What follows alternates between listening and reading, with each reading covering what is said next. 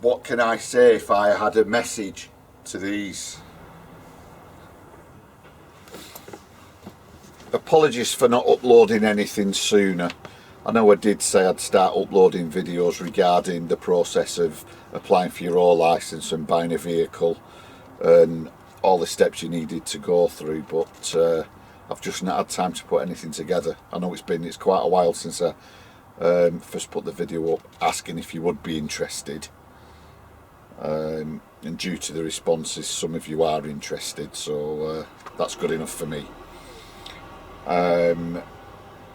What I was going to do is start uploading the videos kind of in chronological order as regards to your application for your O licence. You know, the steps you've got to go through, what you should do first, and and buying the vehicle really is the last thing you do, because if you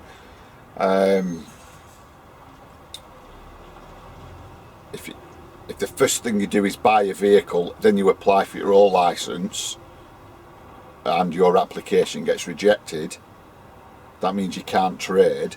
That means you're stuck with a vehicle that you're paying for, or that you've paid for, monthly payments and all the rest of it that you can't really get out of. So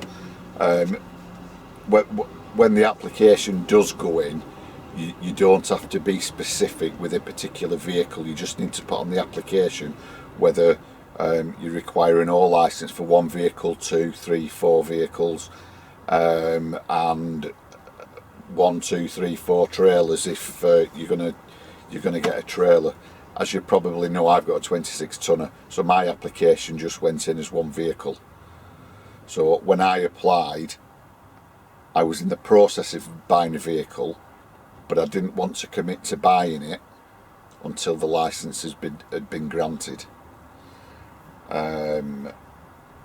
So originally I was going to go through, the first video was going to be about, let's say, the type of person you needed to be, what you need to have in place before you even start the application, and how to go about the application. But recently I've just been looking at, let me get a name right, because there's 2 or 3 women on YouTube now with similar names. Hang on, I think it's Lena Truck has just gone through the process of buying a tractor unit with her fella, so that's kind of,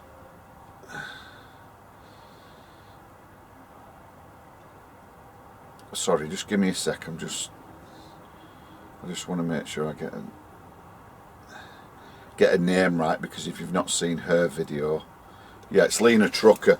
So if you've not seen her video about buying she bought a tractor unit, go and watch that. Lena Trucker.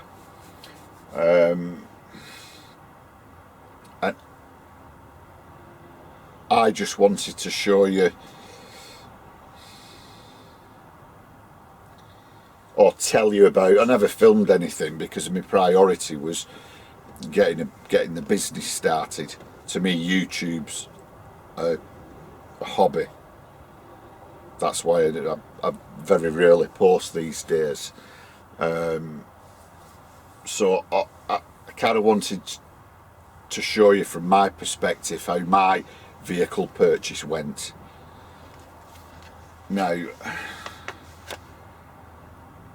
some of you will be able to relate to this, some of you maybe won't. Bear in mind, this is the first commercial vehicle I've bought.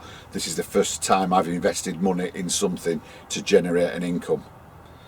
But ever since having, whether it's motorbikes or cars, I've always been the type of person, I'll not say going for the cheapest offer, the cheapest option, but I'd much rather go, let's say, to a car auction, buy a car for £1,000, spend a couple of quid on it and use it, rather than going direct to a main dealer and buying the same car for £2,000.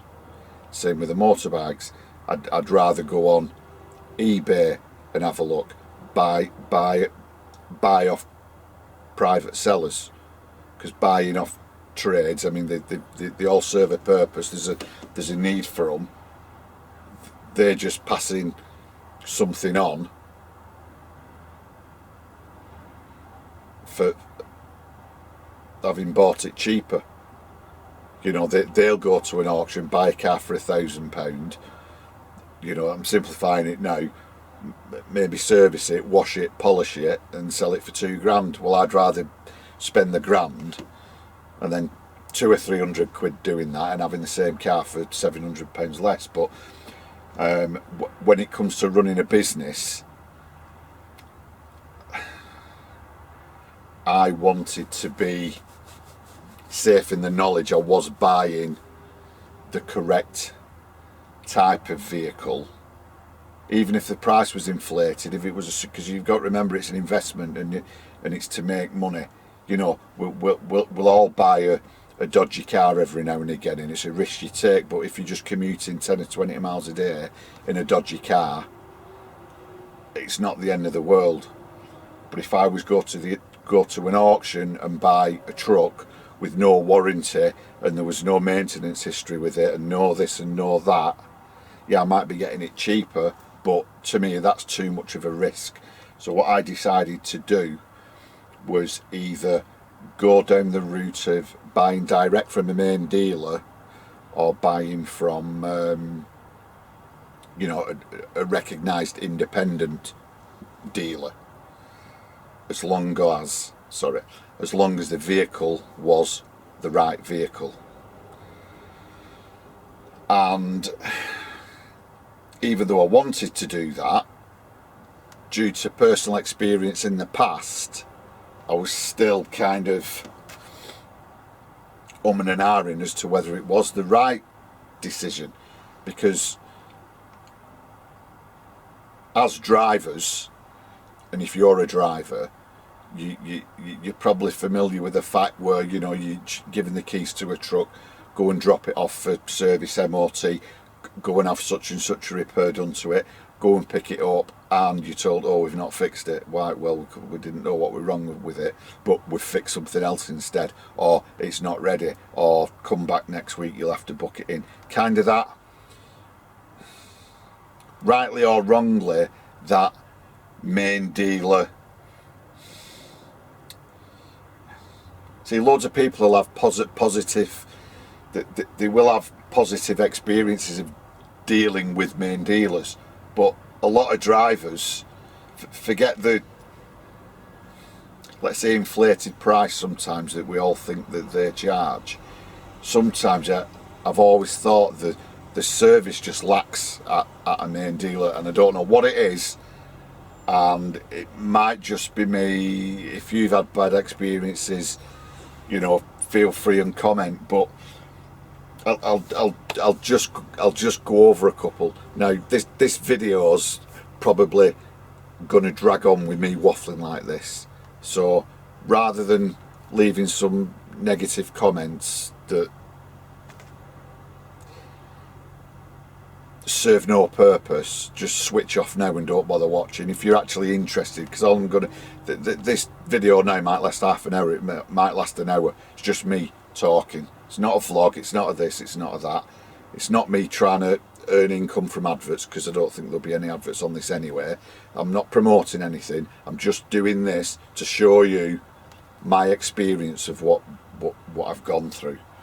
So bear in mind, I've been driving trucks since 1990. I think I got my first job driving a 7.5 tonner in the end of 1994. So since 1994 up until now, I've had experience driving different brands of manufacturer. So obviously dealing with their dealerships, dealing with independent garages and all the rest of it. So I'd like to think I am quite experienced in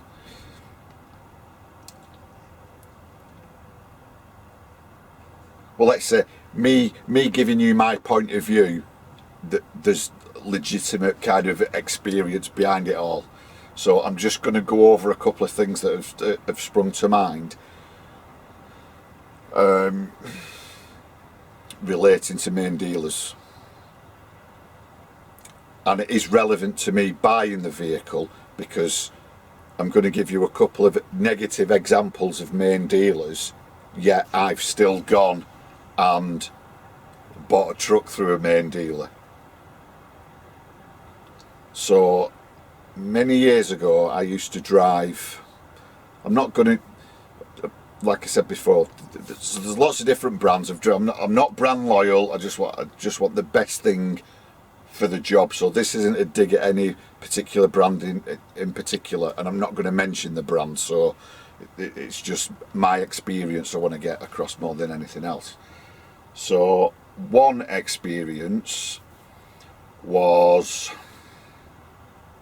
a particular main dealers, I'll say where they were, at Trafford Park, and at the time I was an employed driver, and I basically had a vehicle allocated to me. So like many of you, you know all the little quirks, and you know what's right, you know what's wrong, and you do treat it as your own.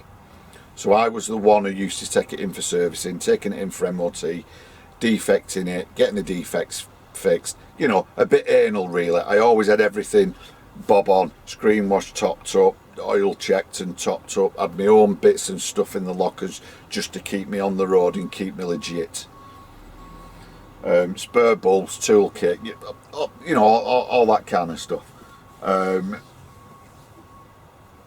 So, and I think this started when I first started. I mean, I had this particular tractor unit for nearly 10 years, so I knew everything about it.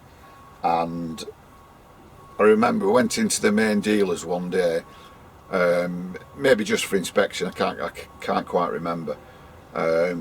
So for those that don't know, most commercial vehicles, most trucks have to go through a 6-weekly inspection, depending on the nature of your work. It's like a mini MOT, but it's not a pass or a fail, it's just a check over of the vehicle.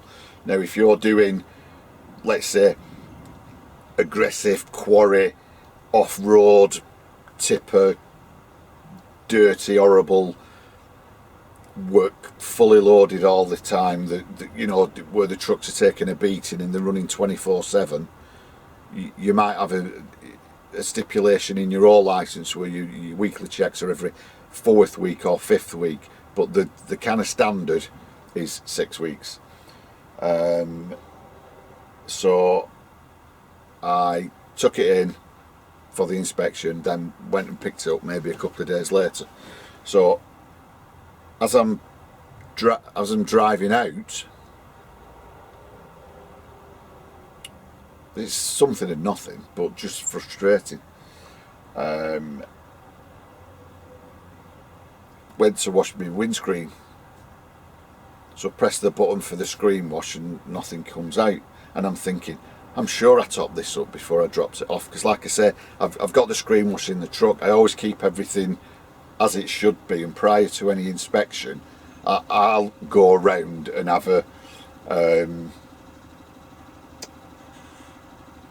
mega defect check, if you will, OTT, just to make sure everything's spot on. Anyway, so and I'm thinking, all right, well, a hose must have come off or something, but surely they'd have seen that.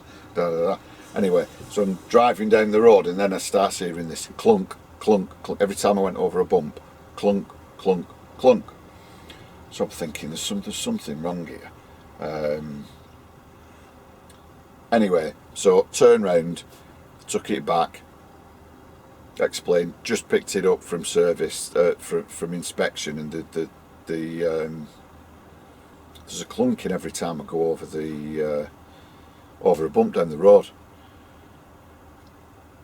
and it wasn't happening when I dropped off. So they just said, oh well, you'll have to book it in and we'll have to look at it, because it might be the cab mounts, it might be this, it might be that. And I'm thinking, well, could you not have a look? No, you need to book it in. Right, okay, so booked it in, and rightly or wrongly carried on with my day.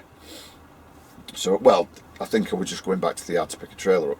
So got back to the yard, and then once at the yard, I had a proper look round it, and then after 5 or 10 minutes of just looking at the obvious, could see there's 2 rams under, let's say off the chassis, that when you jack the cab up, the rams, so obviously they expand and tilt the cab up, and I could still see the 2 silver shafts sticking up that normally when you lift the grill up and look through you can't see. So I got the bar to jack the cab and did not jack the cab down fully. So I just went, you know, 4 or 5 times, and it went click, clicked into place. And I'm thinking, how can they not jack the cab down fully? You know, it's at the main dealer, they're dealing with this vehicle all the time. So I just put it down to one of those things that, you know, they forgot or something. And then I checked the coolant, and not the coolant, the screen wash. No screen washing. So I topped that up. Anyway, forgot about it. 6 weeks later, went in again, made sure the screen wash was full, picked it up again, driving down the road, exactly the same thing happened again. So pulled over. You know, I'd kind of forgot. I'd have checked the under the grill when I picked it up, but I'd forgot about the clunking the previous time. It wasn't until I drove out went clunky. We're like, oh no, I've done it again. So anyway, I got out, had a look, had to jack the cab down again. Did me washers, no screen wash. I'm thinking, what's going on? So I took it back. I said, look, this is the second time now I've picked it up, and you've not even pumped the cab down properly, and there's no screen wash in it. All right, well, the issue with the screen wash is when we tilt the cab, because the screen wash bottle is fastened. See, on some trucks, your screen wash bottle will be fastened to the chassis or around the engine somewhere. On other trucks, your screen wash bottle is fastened to the actual cab. So when you lift the cab up, the screen wash bottle goes up with it, and due to gravity, the bottle ends up higher than your washer jets. So as soon as the cab's tilted up, water just comes out your washer jet. So what they've done, they've tilted the cab to do the inspection or change the oil or whatever they need to do. And as they're doing it, water's just spraying out the washer jets. So it's like, right, okay, well, can you not just top it back up? No. Why not? Well, your company won't pay us to put screen wash in. Well, can you not just top it up with water then? Or put some water in? No, we can't do that. Why not? I don't know, it's just, and I can't, they came up with some excuse. So I'm thinking, it's coming for a safety inspection. You've emptied it of screen wash and then sent it back on the road. Also, with the cab not till fully locked back down into position. Anyway, so from then on, every time I picked it up, the cab wasn't down. So all I can think is, certain models of this particular brand, you jack it, it'd come down and click into position. But the particular model I drove, you had to keep pumping till it clicked into position. And I get it if you've never worked on the vehicle before, but if you're the main dealer working on them all the time, surely you know to click, click, click, click. And then I noticed, as well as that, every time I picked it up, there were masking tape or gaffer tape over all the washer jets.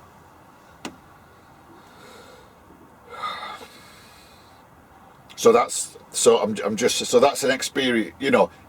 It's something or nothing, right? But if you're doing other more expensive mechanical repairs on your truck, and they can't even jack your cab down right, I always kind of think, well, what else are they doing wrong? So that kind of put me off main dealers, and it's their attitude as well, because as an employed driver, when you go in a main dealer with a truck, you're not the person paying the bill. You're not the person, you know, unless you are an owner driver or something like that. You let's say you're just the guy that's dropping it off, so they don't see you. You know, it's what I think. I don't think that they see you as the customer. You're just the bloke dropping the truck off. It's not like, you know, with your car, you buy your car, you go to the main dealer. Oh, Mr. Smith, how's your car? Come in, have a brew, sit down. How is it? Can we do this for you? Can we do that for you? While it's in, we'll do this and we'll do that. We'll top this up and we'll change this. You turn up with a truck and it's, all right, gives you keys. There's no sense. Go in and ask questions. Like I said before, a lot of drivers are allocated a vehicle. You take it in for a repair, pick it up a few days later, ask genuine questions as, oh, have you done this? Have you done this? Did you find anything else? And you tend to find, don't know, it's not written on the job sheet, don't know. It's not, oh, give us a minute, I'll go and find out. So you, as well as picking vehicles up that weren't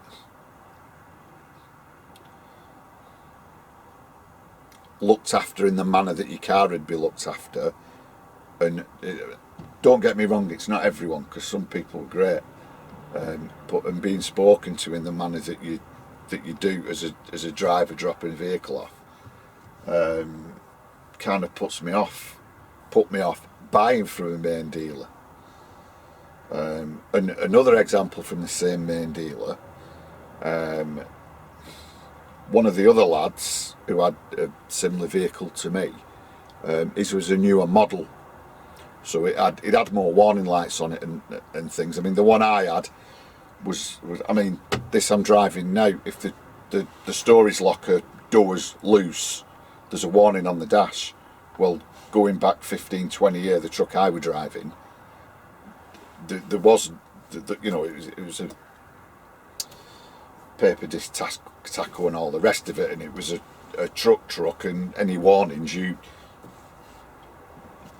had to find yourself. There was nothing on the dash, but we had a newer model that did display certain warnings on the dash. So one of the other drivers, every time he drove down the road, similar thing, a warning light had come on saying that the cab wasn't locked into position, but as well as that, he had a warning buzzer going off.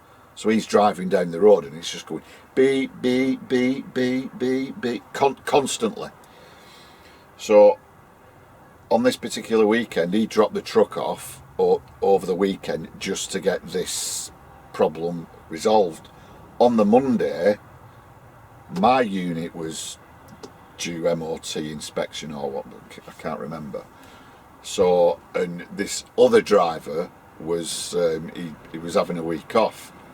So on the Monday, my job was to drive down, drop my unit off, pick his up, and then use this for the rest of the week. So we're down the road, and I knew what it had been in for because I'd spoken to him.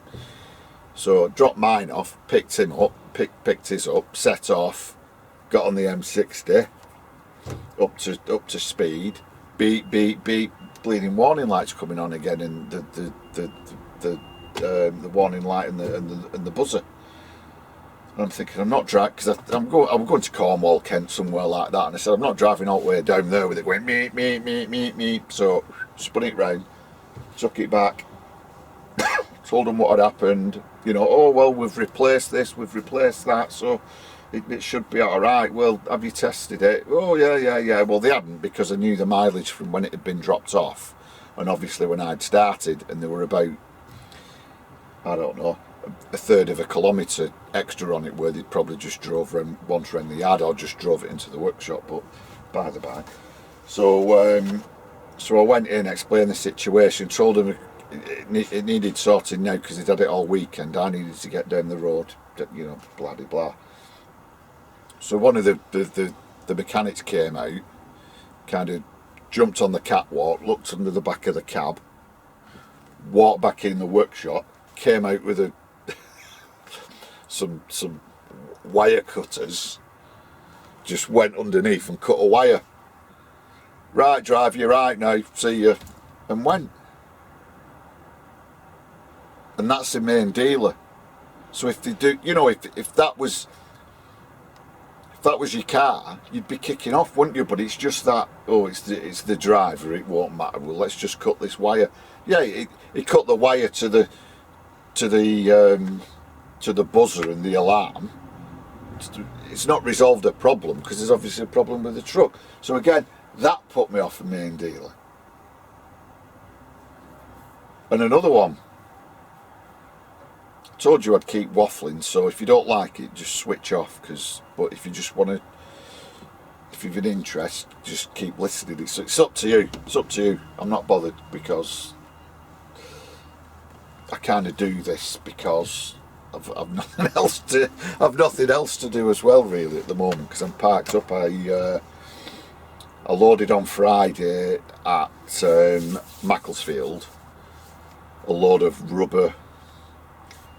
It's rubber pellets in bags. I think 14.5 ton on of these rubber pellets, and some drums of the what do you call it?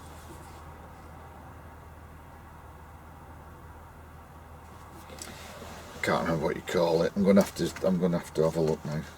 Sorry.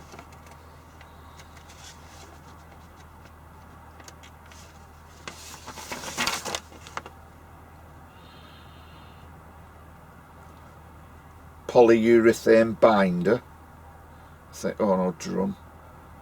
Anyway, it's a liquid, and I think you must mix it with these rubber pellets when you lay in, you know, the floor around like kiddies play areas or little walkways and things like that.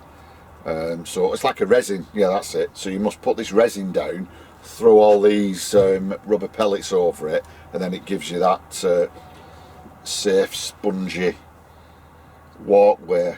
So anyway, collected that from Macclesfield on Friday, but I had to be in Edinburgh for, it's Monday afternoon now. Had to be in Edinburgh for 7 o'clock this morning. I had to get unloaded before the zoo opened because it was delivered to the zoo. The zoo opens at 10, so I had to be in and out before 10, and they were in at 7, so I was in at 7. Tip that, because I started at 1 o'clock in the morning. It's kind of, I'll not say it's messed my day up later on, but I've decided to call it a day, dinner time. So that's why I'm parked here waffling to you. Yeah, so there's those two examples from that particular main dealer, and another main dealer that I'll not name, but they have a 3-pointed star, was just, it's a shame really, because a couple of years ago, before I bought this, some of you will know, some won't, I was freelancing like a one-man agency, which I'd been doing since 20, I don't know, there's one of my other videos called End of an Era, and that was the end of my last employed job, and if that was 2013, since 2013 I was freelancing. Anyway, so a couple of years ago I did quite a lot of work for a firm that had a fleet of the 3-pointed stars.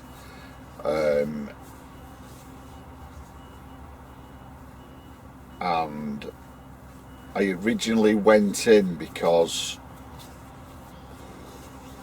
I think one of the drivers was on holiday for a fortnight, so they needed someone in just for a fortnight to cover his work. So I did that, and then while I was there, another driver handed his notice in.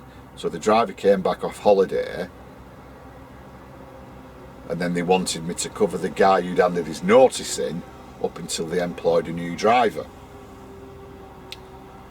And to cut a long story short, which you're probably glad about, I must have worked there for 6-7 months, on and off, give or take the odd week or the odd day, because every time I covered for someone who was on holiday, they returned, someone else went on holiday, so I then covered their stuff, but there were always a driver down anyway, so I was covering that. And then they decided that they didn't want to employ a new driver, because at the time we were coming into the first Brexit. It got postponed. I think originally we were due to leave in, I think it was October 2019. So they didn't want to employ a driver prior to that, in case everything went crazy and work died after Brexit. And then anyway, so my point is, I worked there for quite a few months, and they use their local dealer, and they also use the local dealer to buy AdBlue. So as well as dropping things off for MOT, as well as dropping things off for inspection, you're in there quite a lot, because they had their own AdBlue tank. So you were going in there buying AdBlue, which meant you went in and you spoke to people on the desk. So it's another one of them. One person spoils it for everybody else, and it put me off buying a 3-pointed star truck, because I'd finished my shift one night, and I think I'm sure I was checking the truck at the end of the shift, and I had a bulb out. And because I just got this truck, I didn't have spare bulbs, I didn't have that, but the main dealer were in the corner. So what I decided to, so I went home and decided that because they had an account at the main dealer, I'd go home. I knew they were open 24 hours, and then the following morning I'd nip in on my way to collect the truck. So it must have been, bear in mind we're in and out all the time, so most of the mechanics have been in, all right, yeah, fine, how are you, got in reception, parts, service, this, that and the other, everyone's fine. So I want to make that clear first. Everything's fine. And because we'd be going in and out, we knew that the parts department was only open certain times, but there was, I think on certain days there was still the parts guy in there, because he had to probably sign off stuff for the night shift. So there's always a guy dishing out parts. So I knew that if I'd go in and collar him, he'd be able to give me a couple of bulbs and put it on the account. Anyway, so I went in one morning, let's say just prior to 6 AM, and let's say shift change is 6 o'clock. So I've gone in, and it's one of them deals where there's trucks parked everywhere, there's cars parked everywhere, there's a little car park, and as I've drove in, there's 2 or 3 cars it was dark, 2 or 3 cars in the car park with the lights on, but they can't get out of the car park because there's 2 or 3 trucks parked and blocking them all in. So I've got in thinking, all right, must be shift change. They're ready to leave in the cars, but they can't get out because those trucks are there. But in front of the main building, there's a dozen other parking spots, where they might park the van, or the parts vans and things like that. So I thought, right, well, I'm only nipping in. I'll just go. I'll go down there. I'll be out the way of them leaving. I'll be out the way of all those trucks.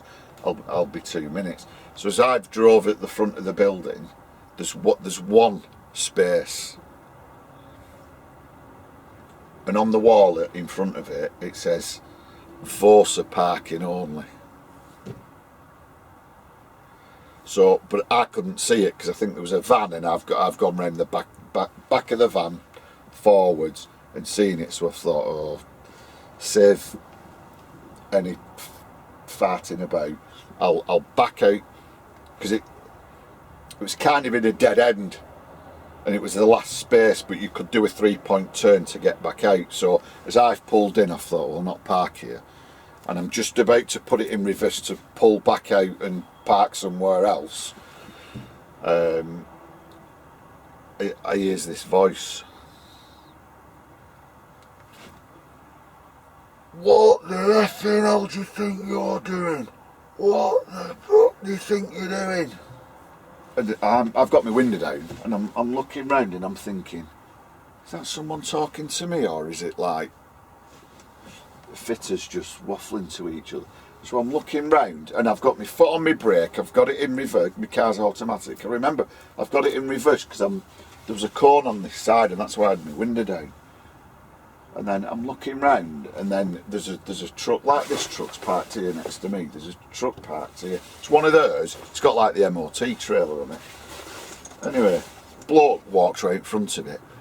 Oi, what the effing hell do you think you're doing? Can you not effing read?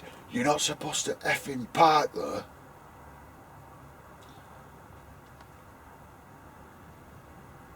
And I said to him,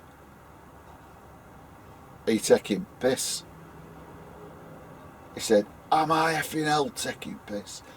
Effing move now. Bear in mind, I'm just in process of turning. I've not parked there. I'm still sat there. Engine's running. It's dark. I've got my lights on and reverse lights are on. And he comes round giving it all that. So I just didn't, you know, for the first time in a long time, I was lost for words. As I'm sat there, I'm thinking, I couldn't kind of comprehend what his attitude and just the way he were.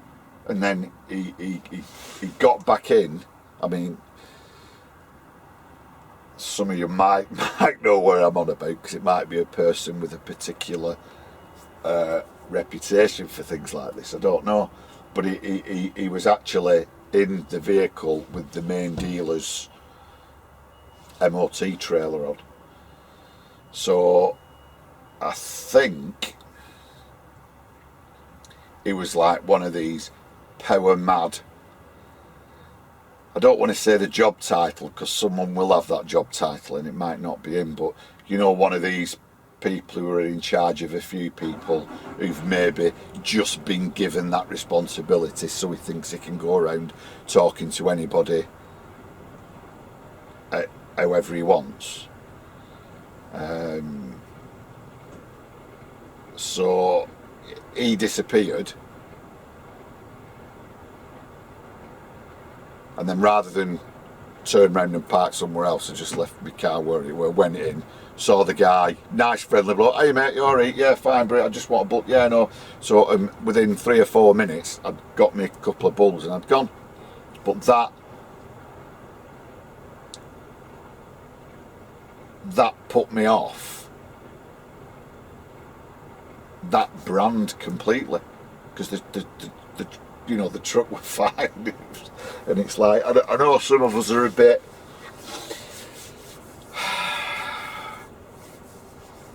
I don't know, a bit set in your ways, you know, when you start buying. I mean, I've not shopped at Tesco since about 1998 due to the way that Tesco used to treat the drivers at Middlewich. And that's, you know, so but that's just me, you know. You hold a grudge sometimes, and you probably take it out on the wrong people, because everybody else at the dealership were fine. And I remember another time I actually went in because I think it had bumper mounted fog lights, this truck, and I tried, what had I done? I tried replacing the fog light bulb, and I didn't have all the right tools, and the bolts holding them on were already rounded off, so I couldn't get them off. So, you know, a few weeks later I went in again, and I parked the truck near the main entrance out the way, because I thought, oh, I'm not having to do with that idiot again. Walked into the service reception, said, have you got someone can come out, put this, but yeah. And because of the previous experience, I said,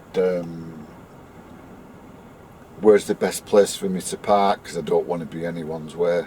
They said, right, well, if you come through the main bit, park in front of that truck, you'll be on those yellow cross hatched area, but as long as you leave enough room in front of you for vehicles to get in and out, you'll be fine parked there. So park there, bloke comes out, mechanic, gets underneath, we're waffling, talking football, beer, music, whatever, da da da da da. Then all of a sudden, yeah, he turns up again, doesn't he? Oi, why are you parked there? Well, bear in mind, there's two legs stuck out from under bumper with her overalls on. I says, he's changing a bulb. We can't park there. I says, I've been in your office, spoke to people on the desk. They've told me to park here. Well, you can't park there. Well, they've told me to, and he's changing a bulb, and I'm not causing an obstruction. You parked on all the yellow hatches. I says, well, all those forward trucks there are parked on yellow hatches. Well, that don't matter because we're working on them. Well, he's working on this. Shouldn't be parked here. Look, mate, right, fair enough. If I shouldn't be parked here, I shouldn't be parked here. But rather than tell me, why don't you go in your office to reception and tell them not to tell people to park there? Oh, you fucking dick, and walked off. So that were the final nail in that coffin. And that's why I don't drive a 3-pointed star. No, I've really gone off on a tangent, Anna. Right, so where are we now? This is like one of those live feeds some people do, innit, where they just waffle. I'm recording. I should have prepped a bit better, shouldn't I? Yeah. So going back to the auction thing and buying from a main dealer, you've got supposedly different levels of service depending on how much money you've spent. So if you're spending more money for the same, you've got that truck and that truck. That one costs a lot more than that one, but they're both exactly the same. But that's from the auction where there's no comeback. That's from the main dealer where supposedly they'll roll out, well, not a red carpet, but they'll look after you. They'll look after your truck and they'll treat you with a bit of respect and give you what you're paying for, really, because it's you pay 10 grand more for that truck than that truck. It's not just you're paying 10 grand more for the truck. You're paying 10 grand more for the well, even for the buying experience, their experience, and for them to look after you. And like I said before, when you're investing in a business, it's more money, but it's an investment. You've got to think of everything as an investment. It's there to earn you money. So that's how I kind of looked at it. Yeah, so when I looked at Lena Trucker, she'd gone out, bought a tractor unit from an independent dealer. I've not watched all the videos about it, but she's currently in the process of getting it ready for getting it on the road. So I didn't want to buy a truck and then have to start spending money on it to get it on I just wanted to go in, put my money down, get the keys and start using a truck. So that's why I went down the main dealer route as opposed to an independent second-hand dealer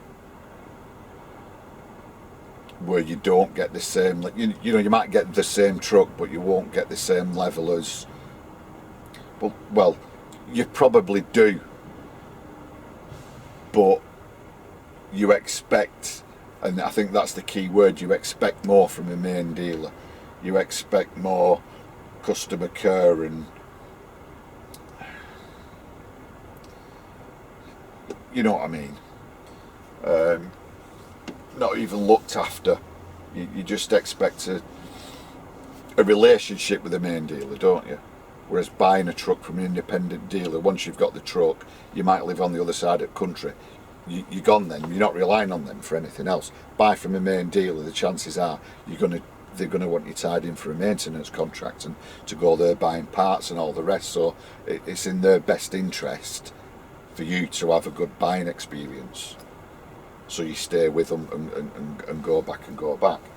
So yeah, so I'm just going to go through, after all that waffle, I'm going to go through my buying experience with the main dealer, and it turned out to be not what it should have been, really. And like I said, I'm not brand loyal, so I wasn't looking for any particular brand. I was just looking, like I said before, been freelancing for God knows how many years, and a lot of it was driving rigids.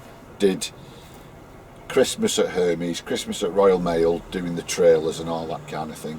Did an odd week here and there for other people with trailers, but the bulk of the work were Class 2 work, because for some reason a lot of firms can't get decent Class 2 drivers, because a lot of decent Class 2 drivers go on and get the Class 1 and do that, and a lot of Class 2 drivers ain't got the experience. So people, because it's that old insurance thing, isn't it? You need 2 years experience. So there's kind of a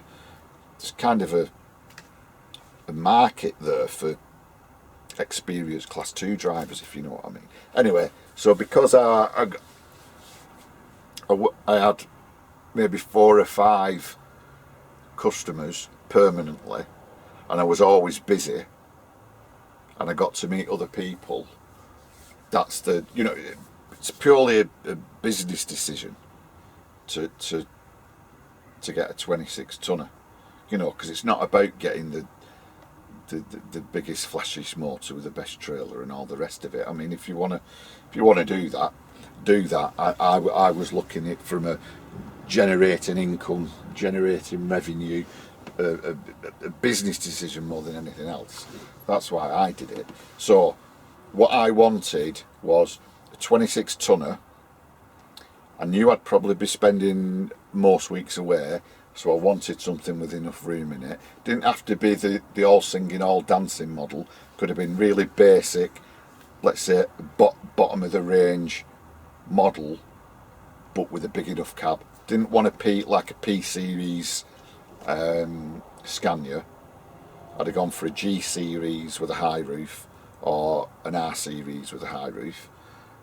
Same with the DAFs. Didn't really want a CF, but I'd have a XF. I did look at a couple of CFs, but XF. So I just wanted something that suited the type of work I thought I'd want, and something that was comfortable enough. So half decent cab, 26 tonner, enough room for 16 pallets, tail lift, and that was the kind of, they were the basic must-haves when I started looking. And then so I started looking on that, you know, I even looked on eBay, see if there were any owner drivers selling stuff, but then again, there's no warranty, there's no this, there's no that. Looked at some independent dealers, most of them had ex-lease motors in, so a lot of them tended to be, you know, the Renault,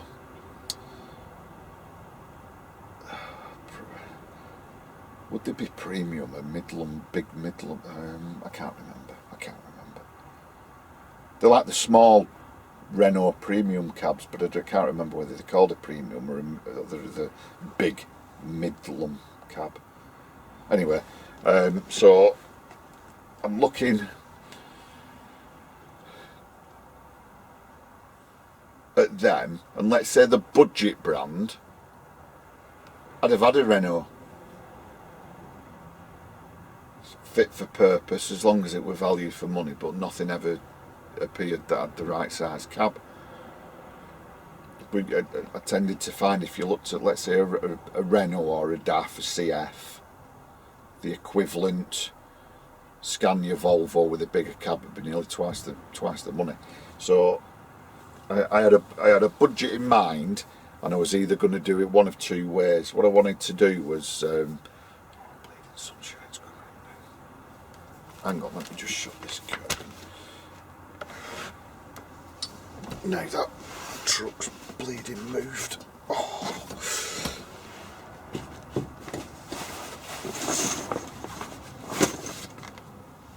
Oh.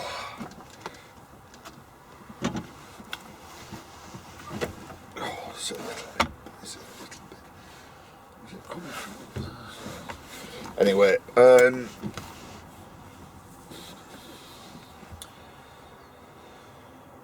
yeah, so I had a budget in mind. So I initially thought my budget is X amount, and with that money I could get a suitable vehicle. If I spent that amount, I'd also have so much set aside in case I needed to spend any money on the vehicle. So that was one option. The other option was to spend a bit more and put that bit of money with sorry, I'm tired. So my budgeted amount for a vehicle, if I added that to the bit I had at the side for bits and bobs extra, if I put that into a whole single amount, the other option was to buy a truck that already had everything I needed. And when I say everything I needed, just the basics. Storage lockers, 12 months MOT, just serviced. You know, it was one of them. Do I buy something? Let's just go back to Lena for a second. She's bought something now, and now she's spending money on it. She bought a Volvo. So if she'd have gone to Volvo and bought the exact same vehicle, but with 12 months MOT, serviced, with all the little niggles fixed on it, it'd have cost more money. So you've got that option. You either buy cheaper, spend a bit on it to get it to your liking, or you just spend the whole amount on a vehicle that's already to your liking. So those were the two options. Anyway, I think I went on Auto Trader, well, Truck Trader or whatever it's called, and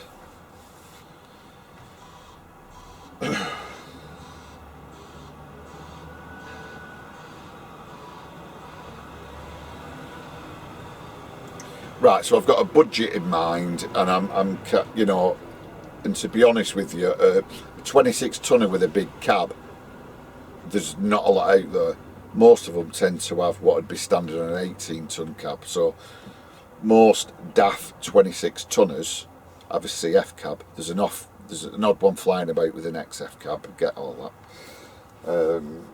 Same with Volvos, in it. They're all FMs, whereas the FHs, there's not a lot of them.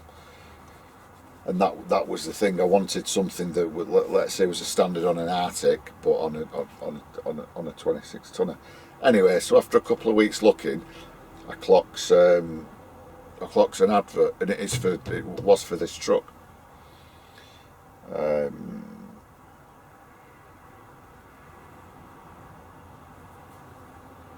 But I didn't know how much it were.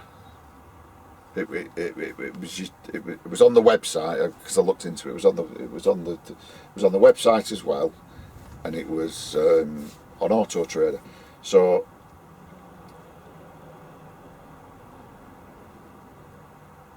first of all, I've seen it, clicked on it, seen the picture, and straight away, without even reading anything, and if you've an interest in trucks, and you know, you don't have to know all the ins and outs of what engine's in what, and what brake horsepower this is and that is, and what running gears on this, and all the rest of it.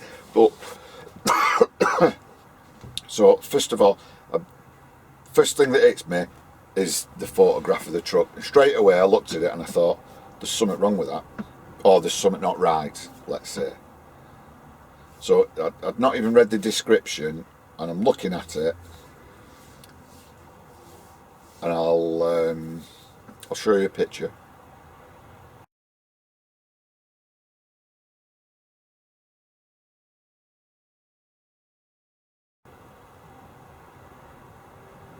can you spot what's not right?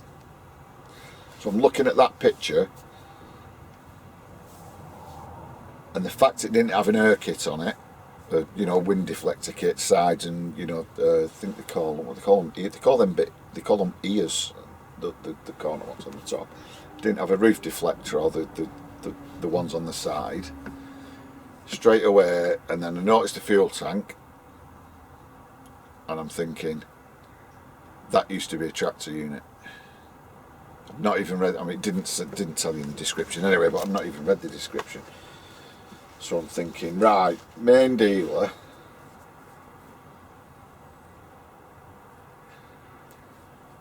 it's obviously been converted. If the main dealers are selling it, they've probably done it, or their contractors have done it, so it's going to be up to a certain standard of conversion.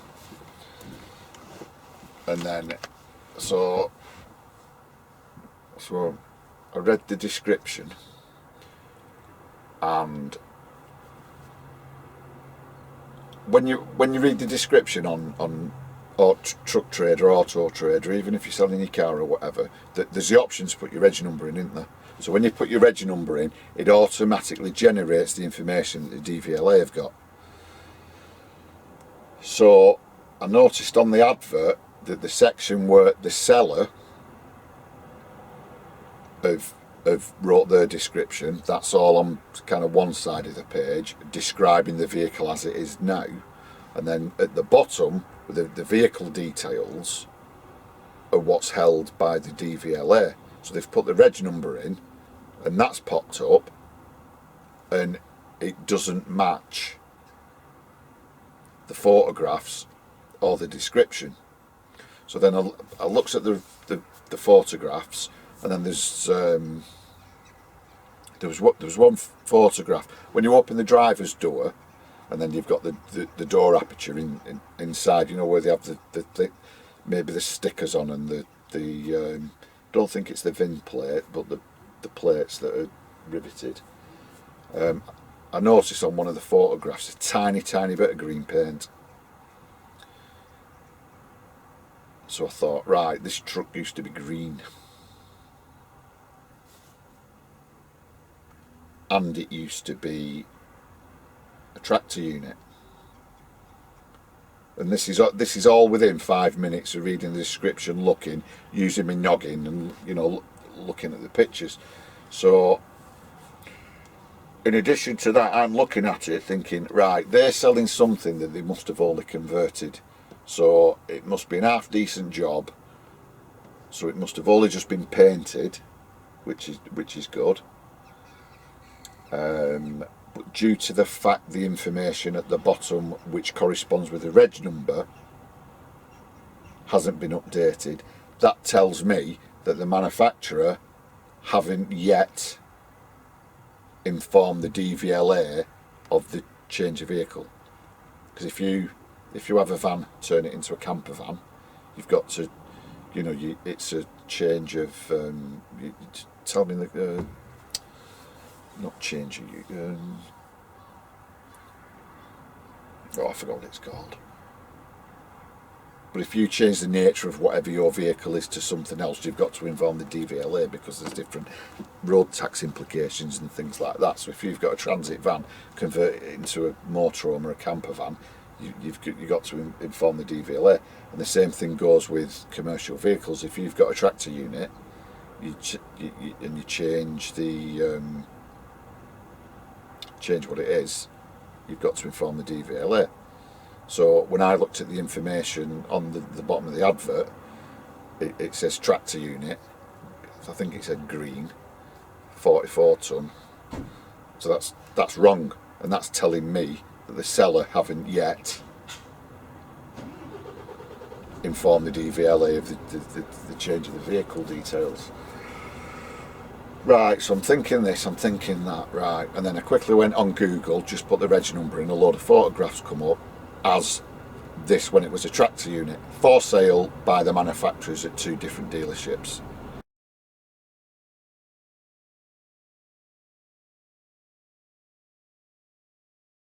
So I can see that they've tried selling it via dealership down south and one near the Midlands, because of 2 sets of photographs showing it as a green tractor unit. Right, so I've deducted this in 5-10 minutes, but like I say, there's no price. So now this is where it starts getting. This is where it starts getting really, really frustrating. And because of this is where earlier when I was talking about my previous experience with main dealers, and due to that fact and purely for that fact, I decided to write from start to finish what I went through to, because it was one of them. I looked at the pictures, I read the description,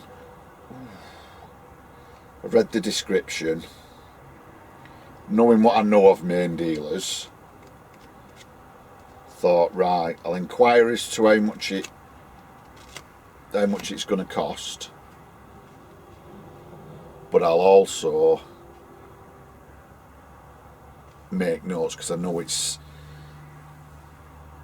not going to be straightforward. And the reason I knew it wasn't going to be straightforward was purely the fact that they'd not updated the vehicle's kind of identity on the DVLA website, and the fact they'd just converted it. I'm thinking, right, well, maybe they were, because I think this particular manufacturer, they'll always sell things with 12 months MOT and serviced and all the other bells and whistles. So I'm thinking, right, well, if I buy it, they're going to put, I think it said on the thing, yes, for sale, 12 months MOT, da da da da. So I'm thinking, right, well, all that'll get taken care of before I get the vehicle. But knowing what I know, I thought it's not going to be straightforward. I'll make a note of it. So I'll tell you what, go and make a brew, because this is just going to, that's if you're still here. If you're still here, I'm going to stop the video now, stop the recording, go and make a brew, come back in a minute, and then I'll crack on with the timeline and the issues I had actually buying the vehicle, and my initial worries about certain things not going right proving to be right. So go and do that, and I'll see you in a minute.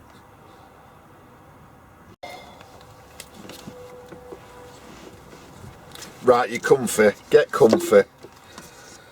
I told you it wouldn't be a vloggy, bloggy video, this. I mean, a lot of my videos aren't going to be now. I'm just going to try and, if you're interested, I'm just going to try and concentrate on telling you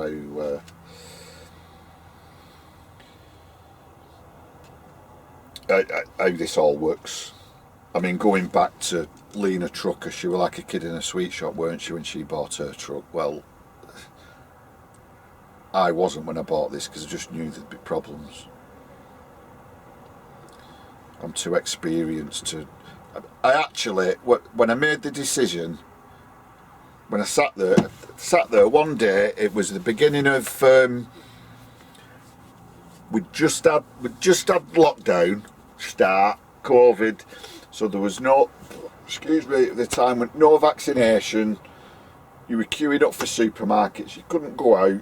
We had all that nice weather. I had no work because the people with the Mercedes trucks I was talking about before, they ceased trading, so that was a customer gone.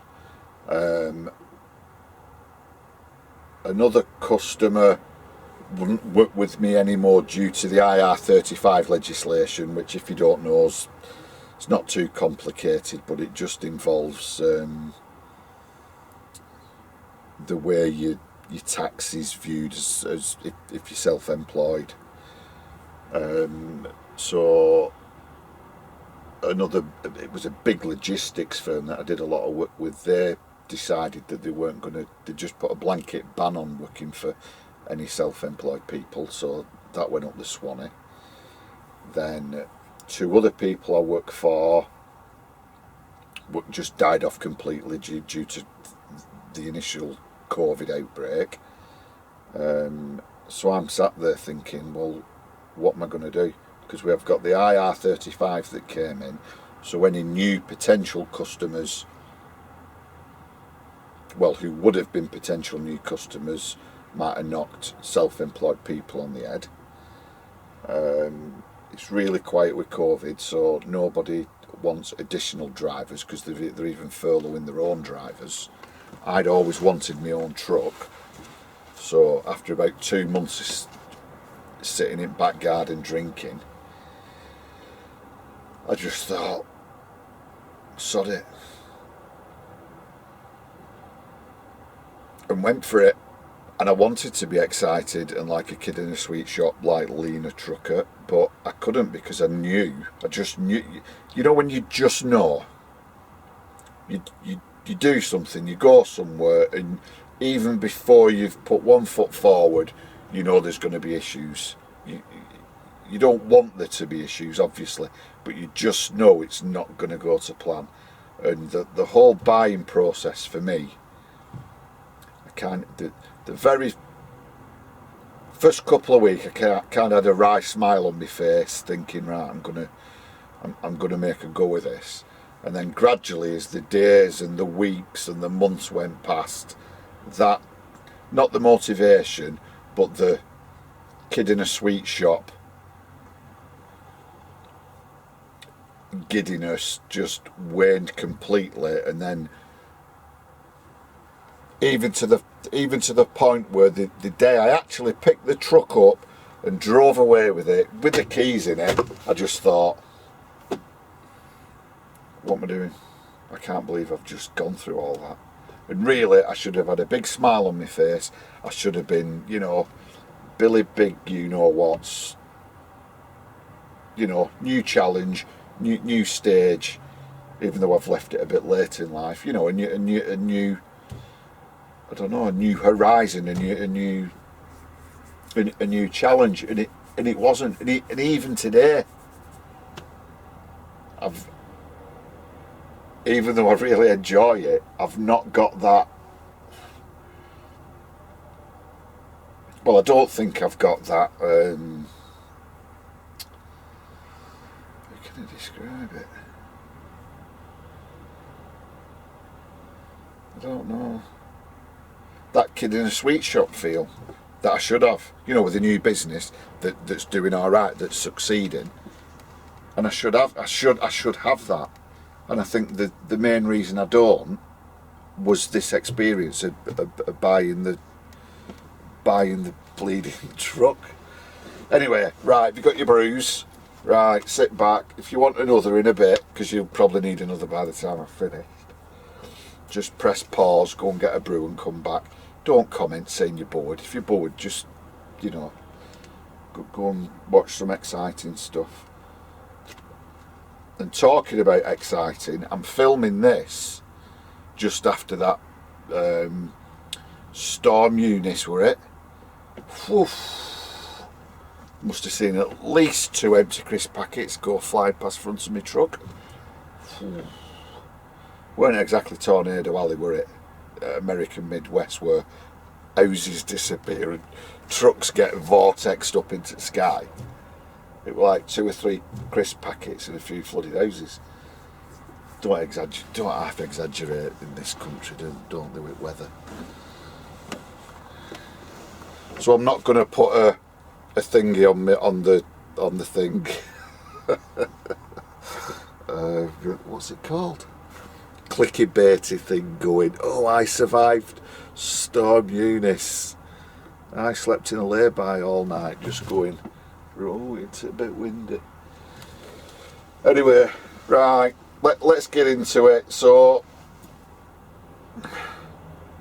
I'm going back nearly 2 years now, because if you remember, we're in kind of March, April 2022 now, and it was May 2020 when I thought, right, because I think we'd all been chucked into lockdown in about March.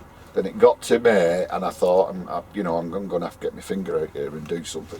So this started in May. So I'm on Auto Trader and Truck Trader and Commercial Vehicle Buyer or whatever it's called, and all that, looking for trucks. So right, so I've seen the truck.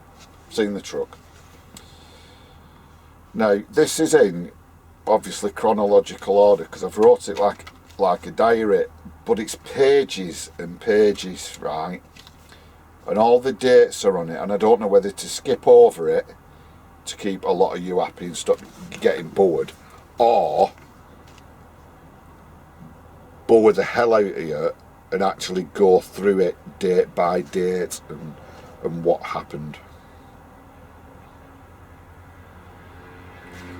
Right, I'll go through it kind of. I'll do it date by date, but might skip over certain things. Right, so I'm not going to be too precise on dates. I'm not going to mention names. I'm not going to mention particular dealerships because it's not a naming and shaming thing. It's just my experience. So let's get that right, because there's always two sides to a story, isn't there? And I'm not here to diss any one in particular. It's just my disappointment regarding buying this truck. Right, so towards the end of May 2020, let's have a see. Right, so when you go on Auto Trader, there's a button in the email seller, right? Email seller, right? So I'll put on it, interested in this vehicle, please can you tell me a bit of history, whether or not it's been any accidents, any major work done to it, and how much it costs. Bear in mind, I know, due to my little bit of research, that it's used to be green, used to be a tractor unit, right? I'm asking them, please can you tell me if there's any, tell me a bit about it, accidents, any work done on it, right? So email gone, right? Day after, got an email response asking for my location so the nearest sales department can contact me. Right. So the photograph of the truck is parked up at the main dealer, I'll just say down south. I've emailed that dealership. They're telling me, if I can remember the email, that it has to be sold through my nearest salesman, I think. So they didn't give me any information. All I was asking for was the price. Bear in mind, it's parked out in front of their office, probably in the lorry park at front, isn't it? So if someone rings, tell me about that lorry. All right, that one outside my front window, right? Well, what you need to do, you need to contact your local dealership. Okay. Right, so emailed them back that I lived in the northwest. That was on a Friday. Then the following Wednesday, this is in May 2020. Following Wednesday, guy rings me up. Right, let me just kind of. I'm not going to be, like I said, it's not naming and shaming. That's why I'm not mentioning anyone or any particular dealership. So I'm just going to give you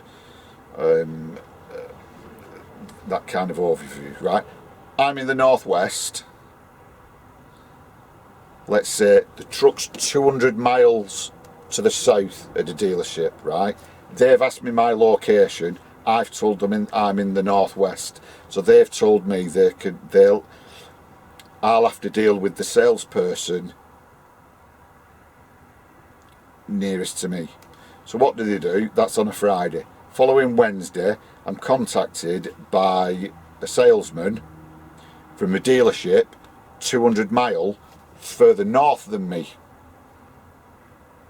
So 400 miles from the place that is selling the bleeding thing, right?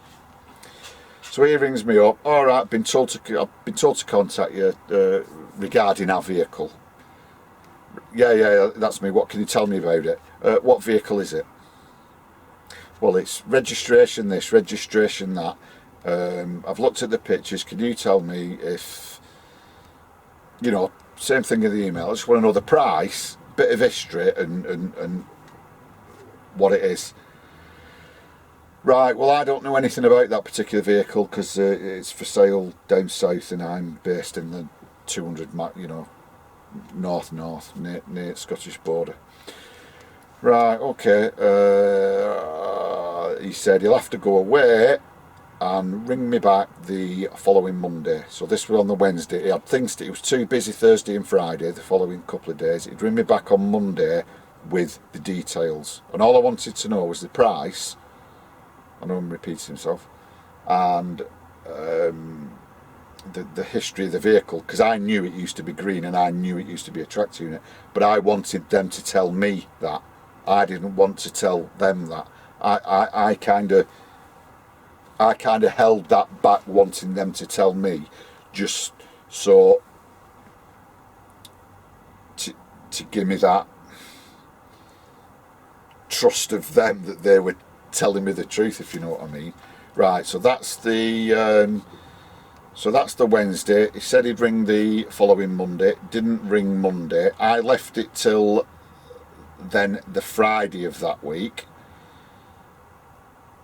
I rang him back because he never rang. So I waited Monday, Tuesday, Wednesday, Thursday. On the Friday I rang him, got no answer. I emailed him. That was the beginning of June 2020. It's now March 2022, and that guy's never been in touch since then. The last contact was Wednesday 27th of May 2020 when he said he'd ring me back with details. I waited till Friday the 5th of June, rang him, never answered. I left a message, emailed him, and never replied to emails. Right, so left that. So then the Monday following, I then rang the dealership down south again to say that the guy further north hadn't rang back. Spoke to one guy in the office who said he didn't know anything about the truck, even though, like I say, keys are probably in his drawer, it's parked there and he's a salesman. He said he knew nothing about the truck, but he could put me through to someone in the yard who probably knows something about it. So he transferred me. This other guy answered the phone, and from what I could gather, he was the yard man. He was the guy just in charge of like moving trucks around the yard. So I said to him that I'd been put through. You can tell me about this particular truck. What can you tell me about it? He said, well, I'm stood in front of it now, and it's a 26 tonner with blue curtains. Can you tell me anything else? Well, no, I'm just in the yard moving trucks around. Right, do me a favour. If I give you my email address, will you take it into the office, give it to the correct person, ask that person to email me how much you want for it and the history of it. Yeah, promise I'll do it. Da, da, da, da. Right, that was on week commencing 8th of June. Right, now we're up to 23rd of June because no one's got back in touch with me. So then I emailed the manufacturer, the head. It'll be the head office. So it wasn't a dealership. It wasn't one of the sales plots. It was the actual offices where the customer care people are based. So from the first inquiry on the 21st of May, it's now the 23rd of June. I've spoke to I think 4 people, and still no one's told me how much it is or any of the history. So I emailed Scania expressing my frustration that I still didn't know how much this vehicle costs. Right, and just to put this into context, when I first made the inquiry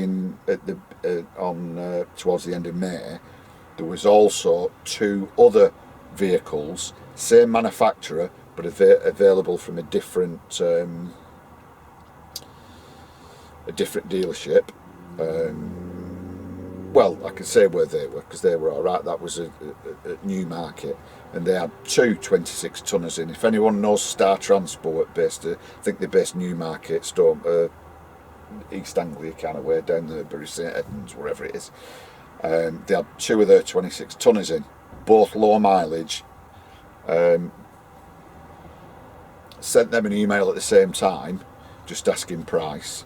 Day after, email straight back, price of both vehicles, but they were too expensive for me, can't afford it. So can't fault them for just asking for what I'd asked for on an email. Right, so now we're a month into it, and then the original dealership from down south. So I've emailed customer care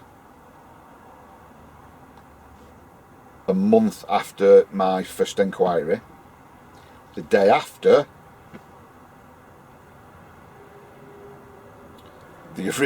so obviously main office have contacted the dealership saying I'm ringing up, well, not complaining, but expressing frustration. So the day after, I get an email exactly the same as the first email I got a month earlier, asking where I lived, so they could allocate a salesperson to deal with my inquiry, and do I want to leave a deposit? It's like, you've not even told me how much the truck is yet. So the more, so that got me back up, because all they want to do is give me money. So yeah, so they emailed asking where I was again. So I sent them the details back. Obviously told them I'm not leaving a deposit because I don't even know how much you want the truck. I've not seen it. I don't know anything about it. So that was the 24th of June. So then the day after, guy rang me up local to me saying he'd be the one taking charge of doing the deal if there's a deal to be done. We agreed.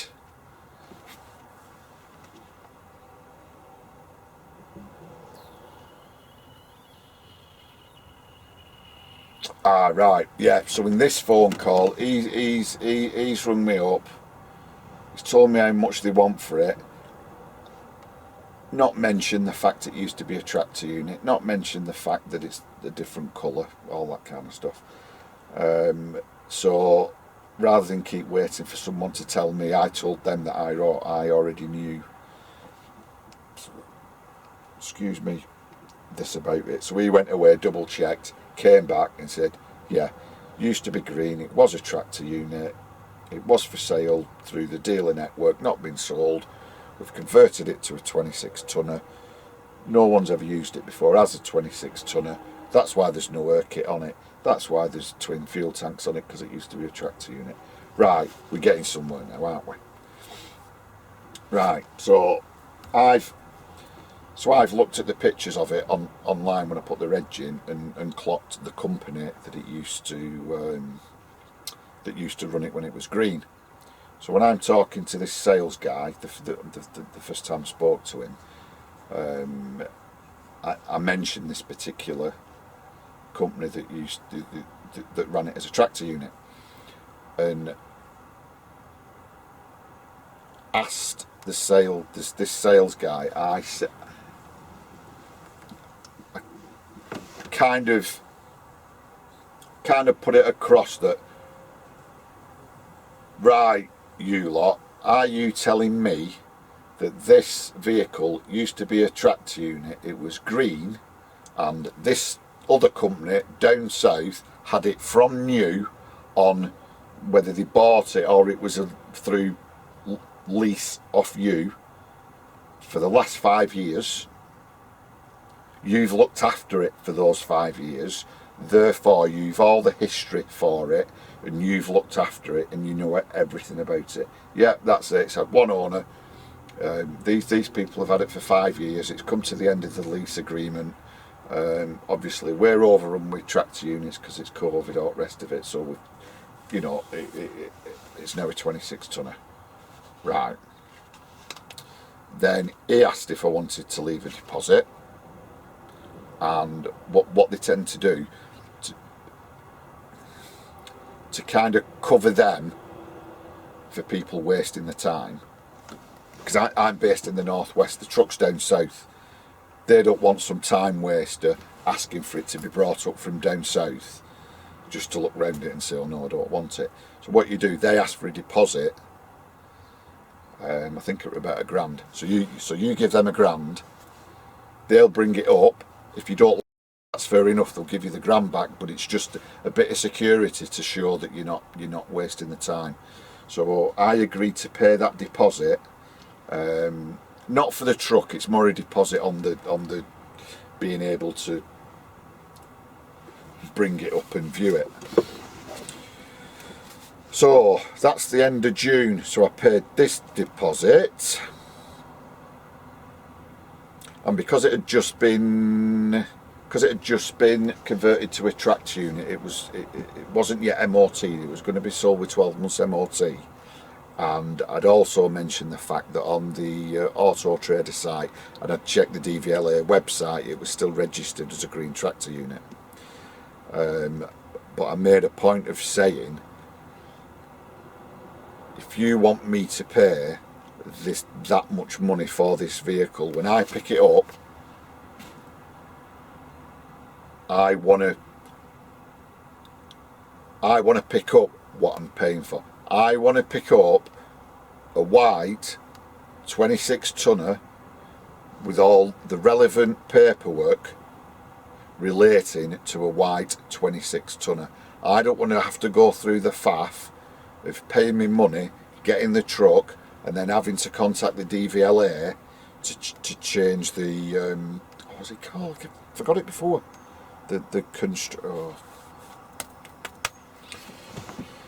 To change the detail, basically to change the details of the truck, because that also affects the road tax on it, because obviously a 26 tonner is a bit cheaper than a 44 ton tractor unit, isn't it?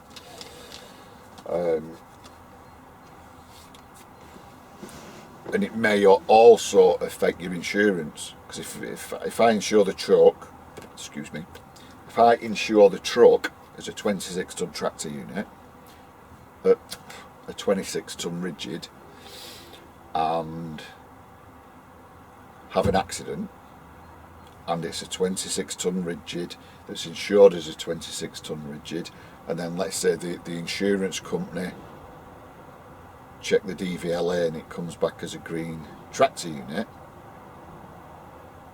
does that mean my insurance is void? I don't know, and they couldn't tell me.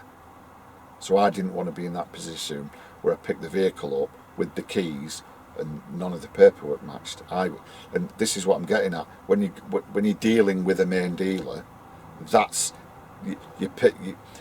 Let's say you pay the inflated price, because it's not just the vehicle you're paying for. You're paying for them to sort everything out. You're paying for them to look after you, to make sure that when you pick the vehicle up, everything's as it should be. So, have you had enough yet? So I just wanted to stress that when I originally left the deposit, it was just to view the vehicle, and based on everything, basically being able to pick it up, put the keys in, go, and the paperwork being right. So that was the end of June. When I paid the deposit, I was told because of COVID, because they'd stopped doing MOTs on trucks, that they didn't know when they could do it. But because I'd paid the deposit and they'd got a date, the vehicle was coming up, it should be MOT'd in the middle of July. Now, having been told, bear in mind, I'm at home, I'm not earning. Being told that the truck would be ready for MOT in the middle of July, and they'd have a slot for it.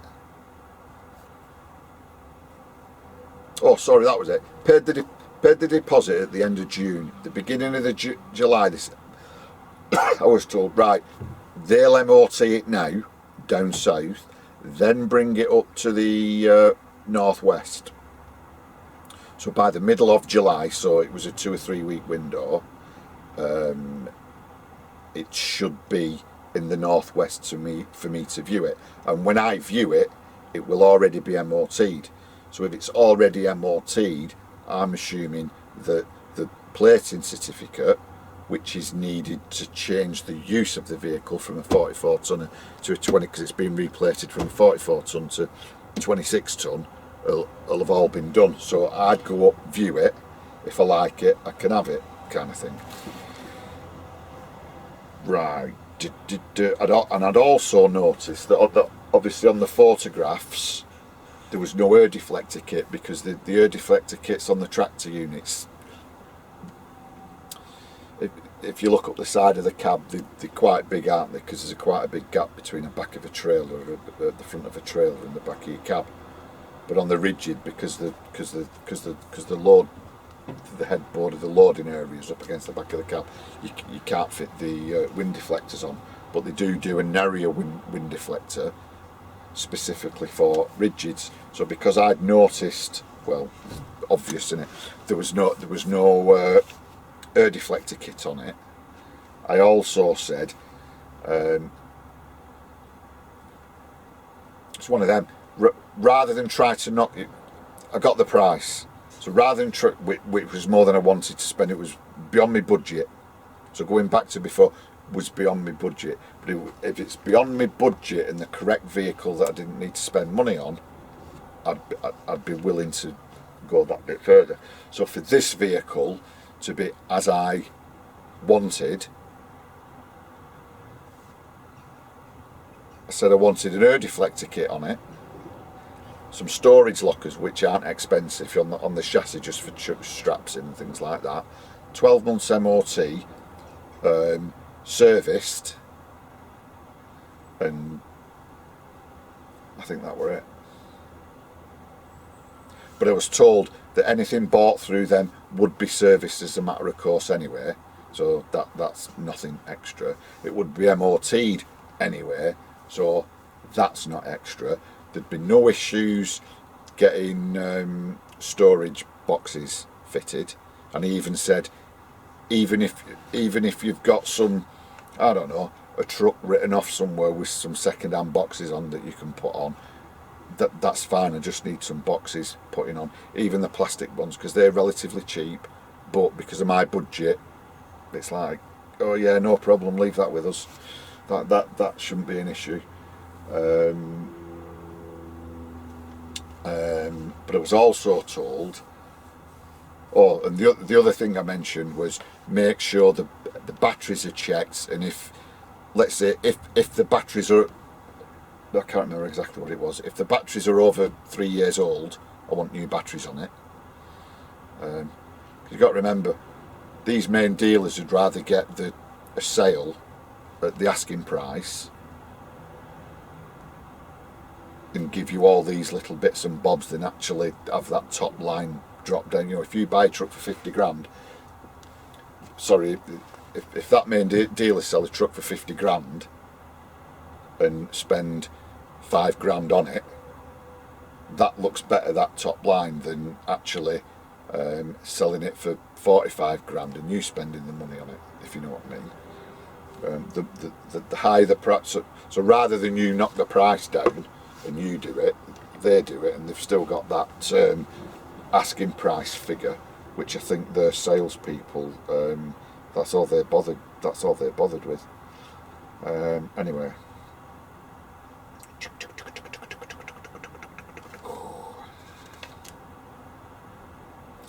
Right, so that was at the beginning of July.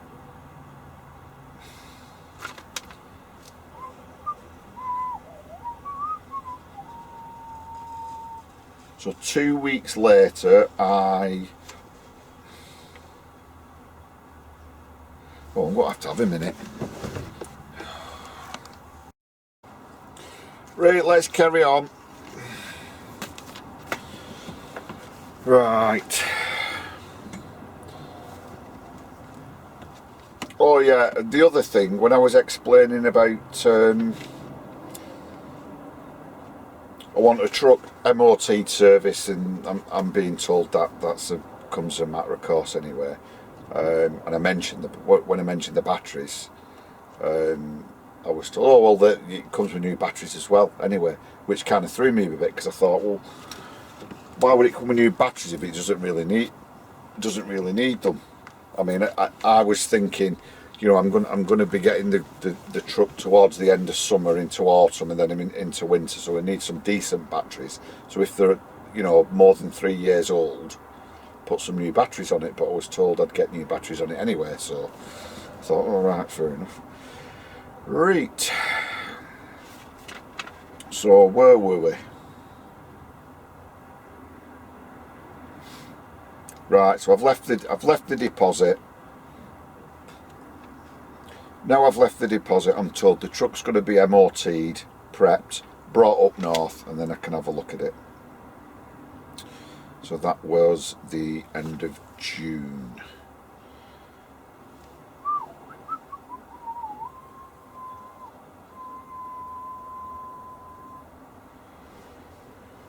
Right, so the second week of July, about the time I was told it had been coming up, I rang this guy. Bear in mind, when I'm ringing him, I've got his mobile number. So any missed calls, text messages, all the rest of it, you know, he's getting directly, not going to a landline number in an office or anything like that.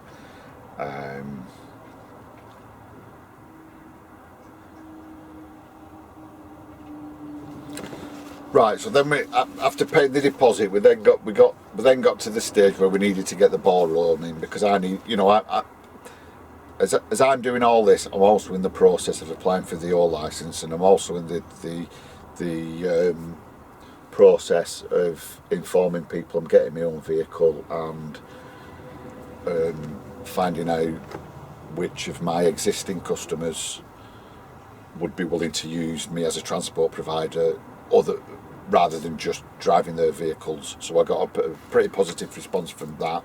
So I knew that I would be able to get work, but I needed to kind of put a date in place. I needed to say to people, right, from the beginning of August, I'm going to be trading. Do you think you'll have any work? That kind of thing. Whether it's August, September, October, whatever it was, I just needed a date to focus on. So I've told that to this sales guy. He said, yeah, right, no problem. So after paying the deposit, he said it'd be MOT'd and then brought up north. So then it was a case of, as soon as it's brought up north, let me know so I can go and view it, because I don't want to be hanging around. I want to get the ball rolling, and as soon as it's up north, I want to have a look at it, so we know whether it is an actual goer. Right, so I left it a couple of weeks, and then at the end of the second week of July, bear in mind I've not heard from him for a couple of weeks, rang him for an update, because it was supposed to be MOT'd in the middle of July, and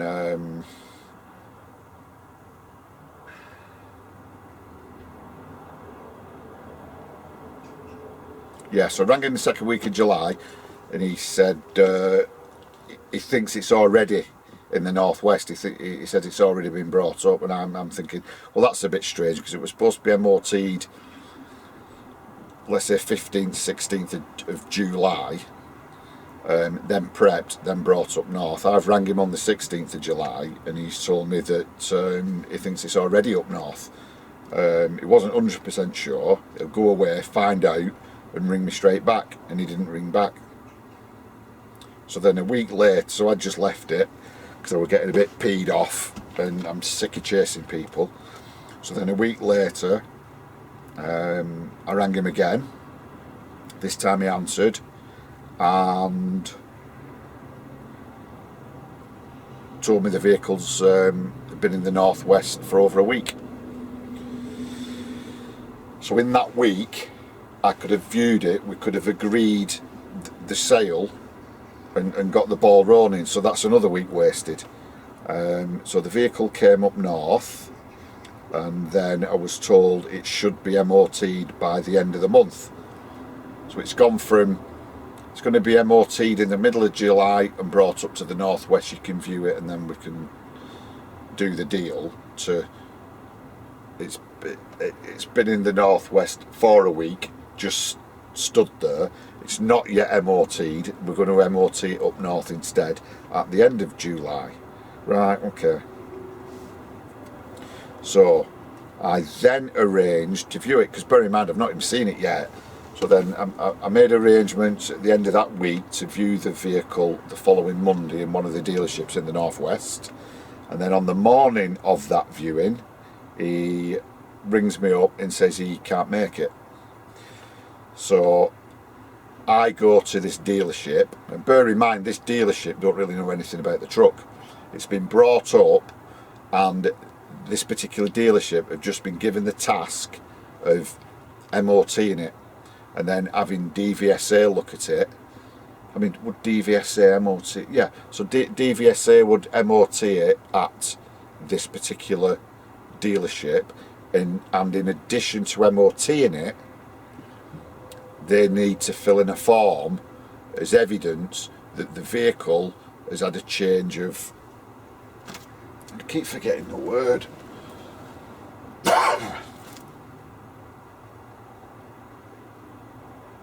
It's had the change from a tractor unit to a 26 tonner. But when you submit this form indicating the change, you also have to submit photographs to. I think you submit it to the DVSA, who then issue you with a new plating certificate that you then need to send to the DVLA with the V5 to be able to change the V5. So I went looking at it with that in mind on the Monday.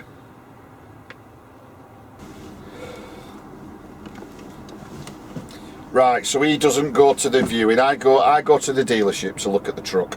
So I go to the truck, having on the 27th of July, which is a Monday, and I'm told that during that week the truck's due to be MOT'd and the plating certificate paperwork's all going to be taken care of. Right, so we're talking, yeah, the week of the 27th of July. So I go down to the main dealership, speak to the guy, have a look round the truck. I mean, it was absolutely pouring down, so they've got like an indoor thing there. So, excuse me. So he takes it inside. I have a look round it, just check the basics really.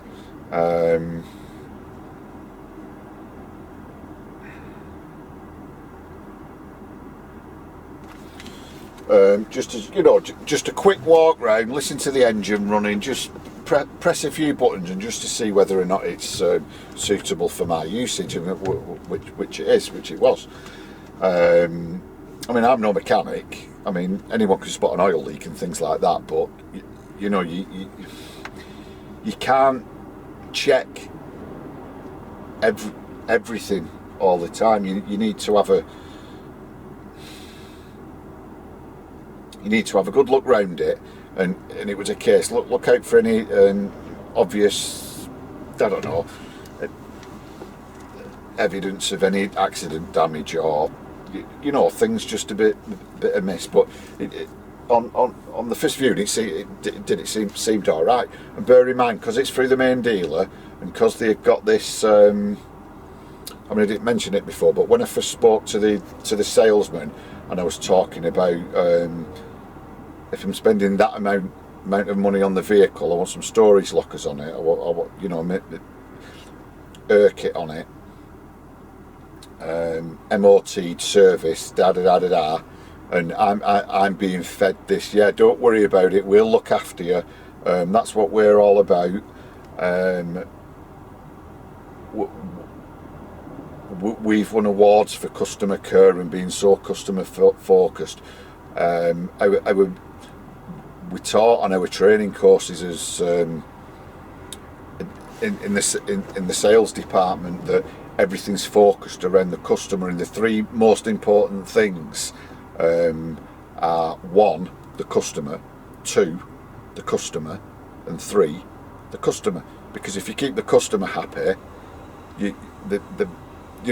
by doing that, the plan is to generate more income, more revenue further down the line, because they want you to invest in them again. So I keep being told that we're so customer focused, we want to do the best for you, so you come back again, even for a replacement truck or for additional trucks. We want to do your servicing and maintenance and so that's the big selling point to me when you're starting a business, that they want to look after you and your vehicle. So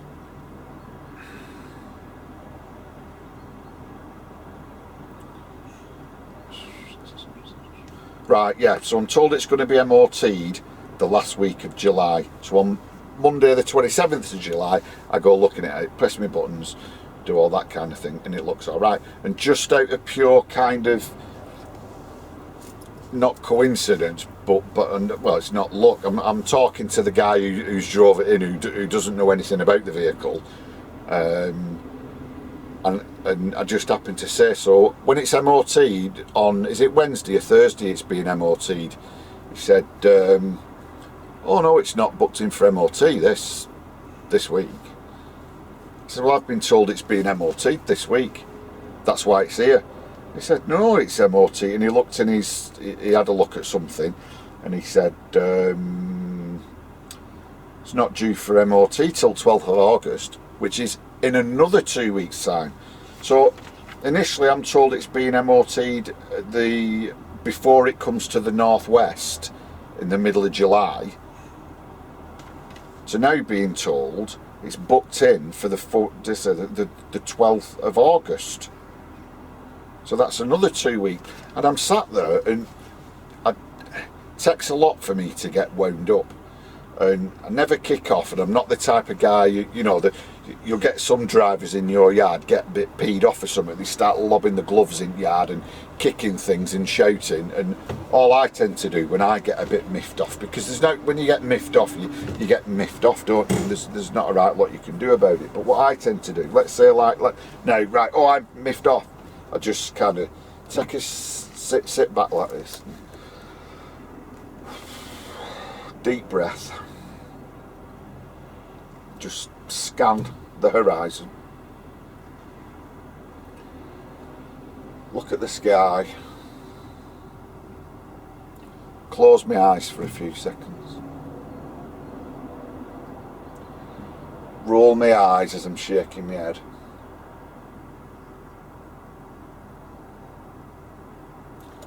And then back to normal. And the amount of times I've done that during this process is staggering. I'm even I'm even doing it now, talking about it. Right, so he's told me it's not due MOT for a couple of weeks later. Right, you know the type of thing when you go through a drive-through and you order whatever with a Coke. Drive away in your car, park up, grab your Coke, drink it, and it's Fanta. And you just think, how difficult or how easy, how difficult is it to just do what someone's asked? How difficult, and in this situation, how difficult is it to communicate? Because I remember the very first phone call with this particular person, I actually explained to him what type of person I am. I said, I can't remember exactly, but it was kind of like, look mate, I'm not going to mither you as long as you just keep me in the loop. So I'm not going to ring you every day mithering.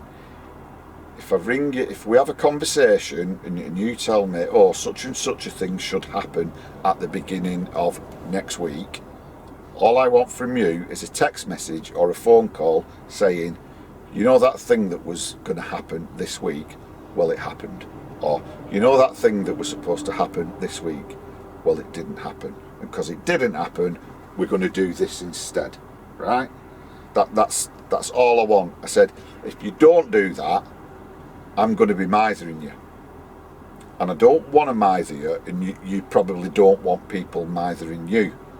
Just keep me in the loop. If you're gonna the perfect example was, and I do apologise for keep repeating myself, but it's so frustrating, is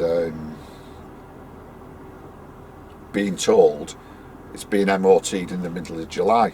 Then I get told it's the middle of August. Well, there's a lack of communication somewhere, isn't there, between whoever. And even if he's saying, I think it will be MOT'd, da da da da da. I'll tell you what, mate, don't think it's being MOT'd. Go away, find out, do your job, because that's kind of included in the price I'm paying for the truck. Go away, find out for sure, then come back and tell me that it is or it isn't, not that you think it might be or might not be. And that's all I ask. And he said, going back to the conversation about me not wanting to mither and ring and just being kept in the loop, yeah, don't worry about it, we're focused, and this going back to customer, yeah, I'll just keep you in the loop all the time. I mean, well, if you're keeping me in the loop, why didn't you tell me the truck were parked up in the northwest for a week?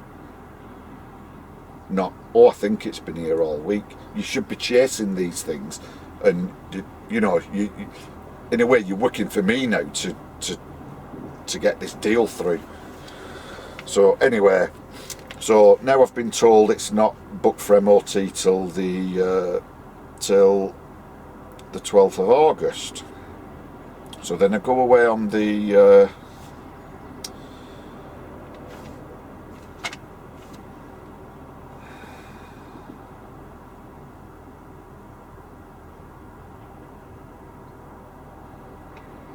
yeah, so that was on the Monday. So I know now I'm still not going to, the truck's not even going to be MOT'd for 2 weeks. But on the Friday I rang in for an update regarding the toolboxes in the air deflector. And even kind of the batteries, and just an update on what else is going wrong. He didn't answer, but he sent me a text message a couple of minutes later, so he'd obviously seen the phone call saying, I'll ring you back later. Sorry, I'll ring you later, and he never rang back. So then the following Monday he did ring, just replying to my call from the Friday where I asked him about the air deflector kit and the storage box, and he just said leave it with me. So that's the 3rd. So I then left it another week till the 10th, knowing the vehicle was due to be MOT'd on the a couple of days later. Rang for another update, got rang on the Monday, didn't answer, and again got a text saying ring you in 5. Never rang back. Day after, Tuesday, he rang me to say that he had to locate a storage locker, and the truck was due for MOT at 10:30 on the Wednesday.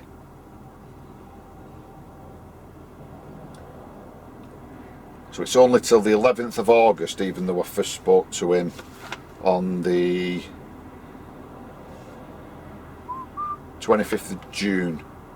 So nearly 2 months, and this is the first time he said he'll have to find a storage locker. Right, and during this conversation on the 11th, bear in mind the truck's due MOT on the 12th, while I was on the phone,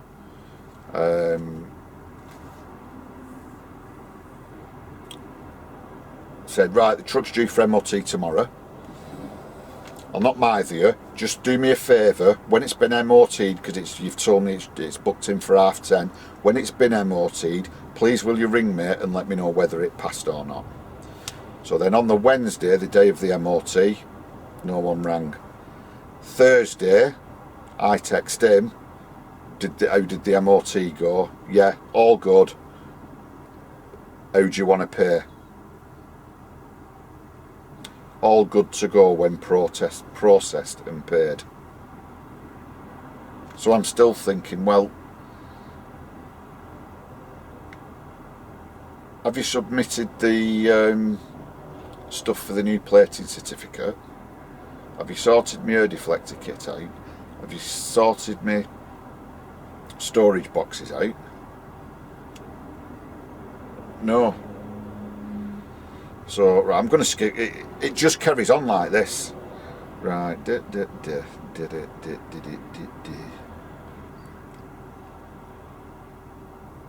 Right, so we'll jump forward now a couple of weeks. So the finance has been sorted. The truck's passed its MOT. It's now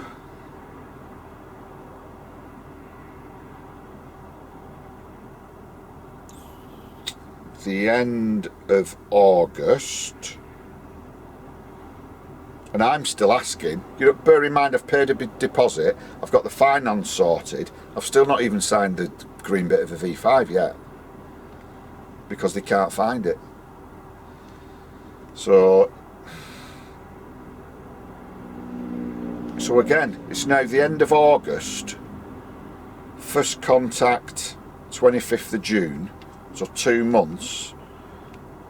And bear in mind our previous conversations, I have mentioned the V5 and the fact I obviously need to sign a V5, it needs to get sent off, it needs to be in my name and all that kind of stuff. So it's now the end of August, and I ask about the V5 because I've not signed it, so there's nothing in my name, and he tells me he's waiting for advice. As soon as he gets advice, he'll ring me back. That was the 26th of August. Then on the 27th,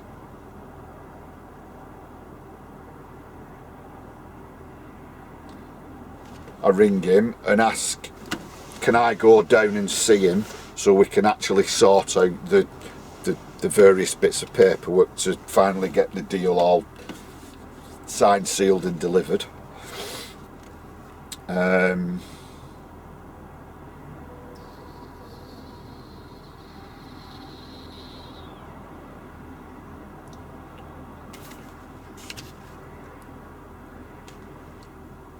Yeah, so I asked if I can go down and sign, seal on to the delivered on a particular, I can't remember what day it was, and he said he didn't know because he might be having a day off because he's going to Gulliver's World, but he doesn't know exactly whether or not he's going. So he'll ring me straight back when he speaks to his wife. And I said to him, don't cancel a trip out with kids and family to sign some paperwork. If you're going to do that, go and do that. He said, right, no probs. As soon as he knows what he's doing, he'll ring me back. That was on Thursday, and he never rang back. So I rang him on Friday to see about signing for the paperwork. Never rang back.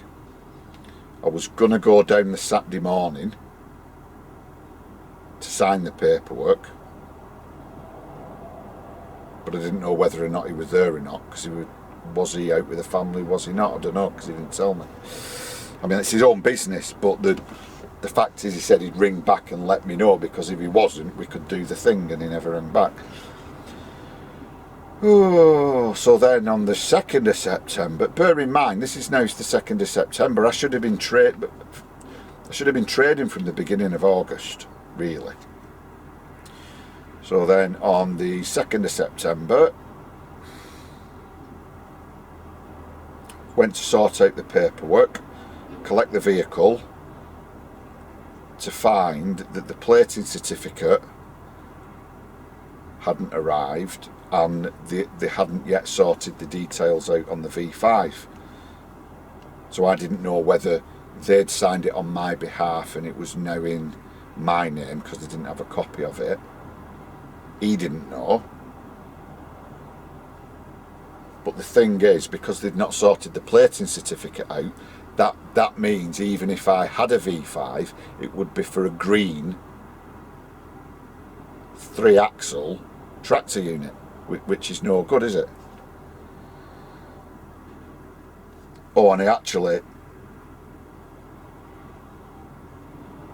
So while I was there, I went on the DVLA's website, put the reg number in, and it was still listed as was listed as a green tractor unit.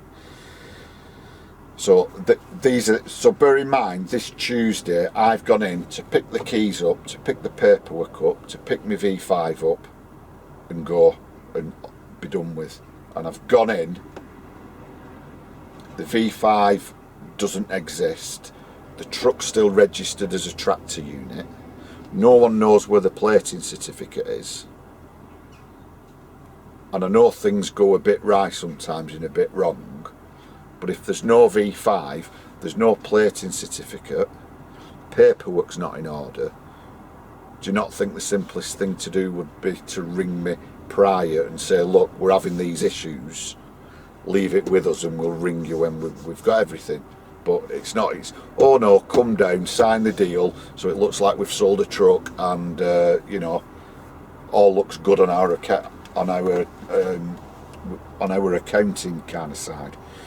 So I refused to pick the truck up because all I had, they did have the green slip that you keep as a new keeper if you wanted to tax the vehicle, but the green slip again identified the vehicle as a green tractor unit.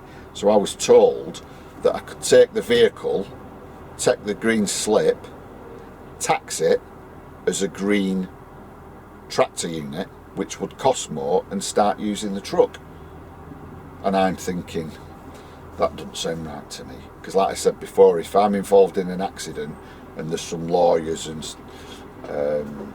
insurance companies involved, they're going to be looking at a smashed up white 26 tonner, insured as a white 26 tonner with a V5 and all relevant paperwork, identifying it as a green 44 ton tractor unit.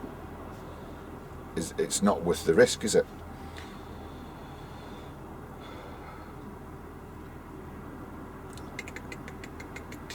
Right, so I left it there and then I went home and then I rang him later on the same day, Tuesday the 2nd of September, to tell him I didn't want the truck until the paperwork sorted, but he didn't answer. And then I got a text saying he'll ring me later. I then text my reasons for ringing regarding I want the paperwork sorting, and then I got no text or reply, phone call or text. So then at the end of the week, 4th of September, I actually rang the dealership who MOT'd it for a bit more clarification regarding the plating certificate, who explained what normally goes on, which is what I thought. They send I don't know the name of the form, but the form to the DVSA, who issue a plating certificate which proves that the nature of the truck's changed. That was Friday the 4th. Then the 9th of September, I rang him again, got no answer, got no return call. Thursday the 10th of September, rang again, no answer, no return call. Then I rang the finance company, because bear in mind now I'm paying for it and I've not even got the truck, to tell them the situation, and the guy I spoke to told me that this particular man's been on holiday all week. And I know it's not my business whether or not he's on holiday, and it's probably not it's, you know, in a way he's, well, suppose, has he a reason to tell me he's not going to be available the following week? Is it his job to pass it on to another one of his colleagues to deal with? I don't know, you tell me. You tell me when it's a multinational, massive, worldwide, customer focused HGV manufacturer. Anyway,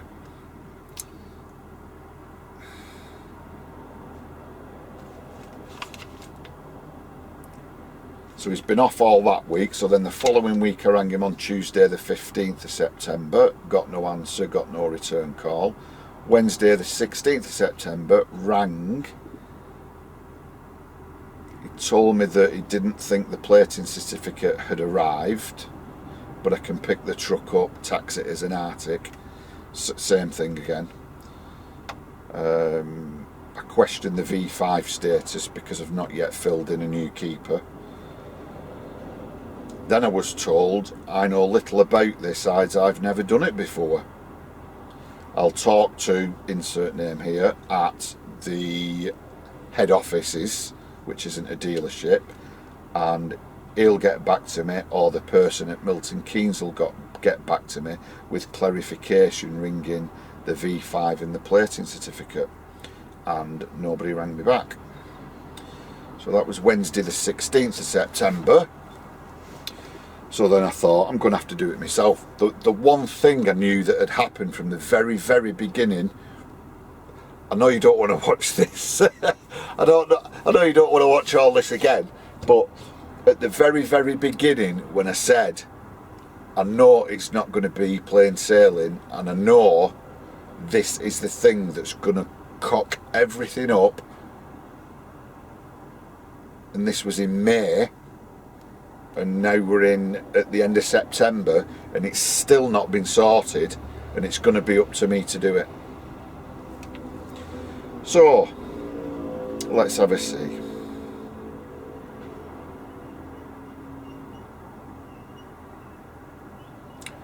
So then I took it upon myself to try and chase the plating certificate that I believe, I don't know whether it had or not, been sent to the DVSA. So I rang the DVSA up, got through straight away. No, quick Google search for a phone number, obviously, I think.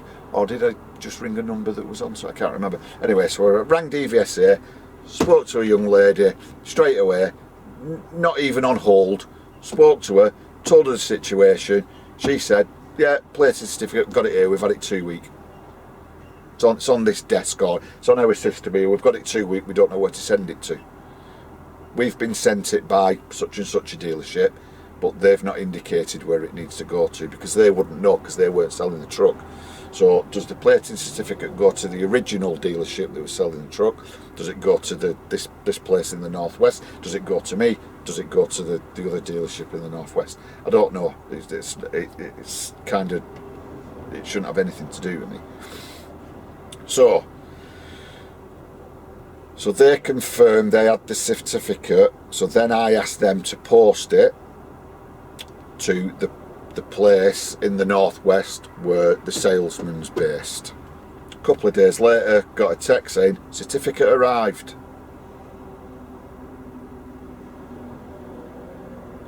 Whippity-doo, yeah. And I wonder why that is. Right, so they've got the certificate. So then I responded with, no, we've got to sort the V5 out. Got no response again. So that was 21st of September. 28th of September, so a week later, I've no correspondence off anybody. No one's told me what's going on. I remember at the beginning, I just wanted updated. I wanted someone to ring me and say, right, we've got the plating certificate. What we're going to do now is send it here. So then we'll get the V5 and then we'll send that, and then you'll have that, and then you should be good to go next week. That's all I want. And I never got it once. So a week later, so now we're at the end of September, I actually rang. I rang a young lady this time in customer care, so who didn't answer.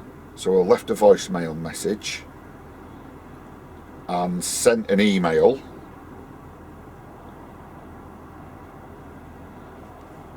Oh, and then later on that day she did ring back. I explained the situation, and she said she'll get back to me.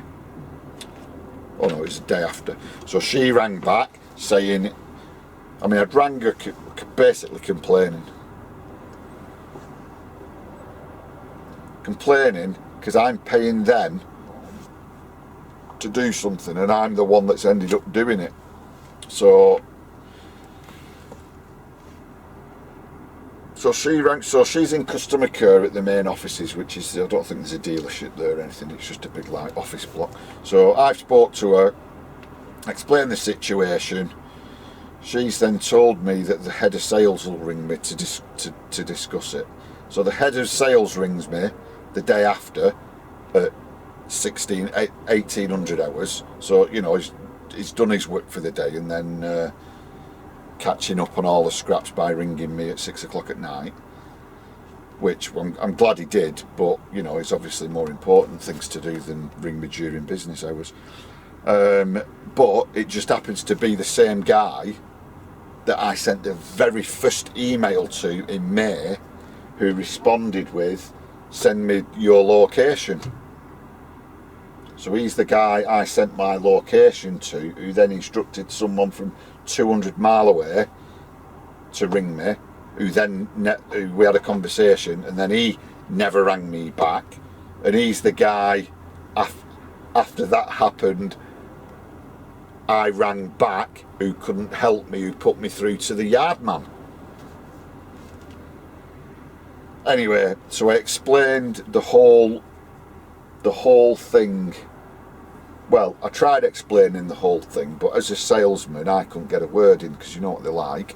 I mean, he were a nice enough chap, don't get me wrong, I'm not slating him, but he's just a typical salesman, doesn't listen, just talks. Because all I got out of that was they were willing to put a couple of £100 of diesel in the truck as a bit of a sweetener for a bit of a sweetener to offset against the extra road tax I'd have to pay if I was taxing it as a tractor unit.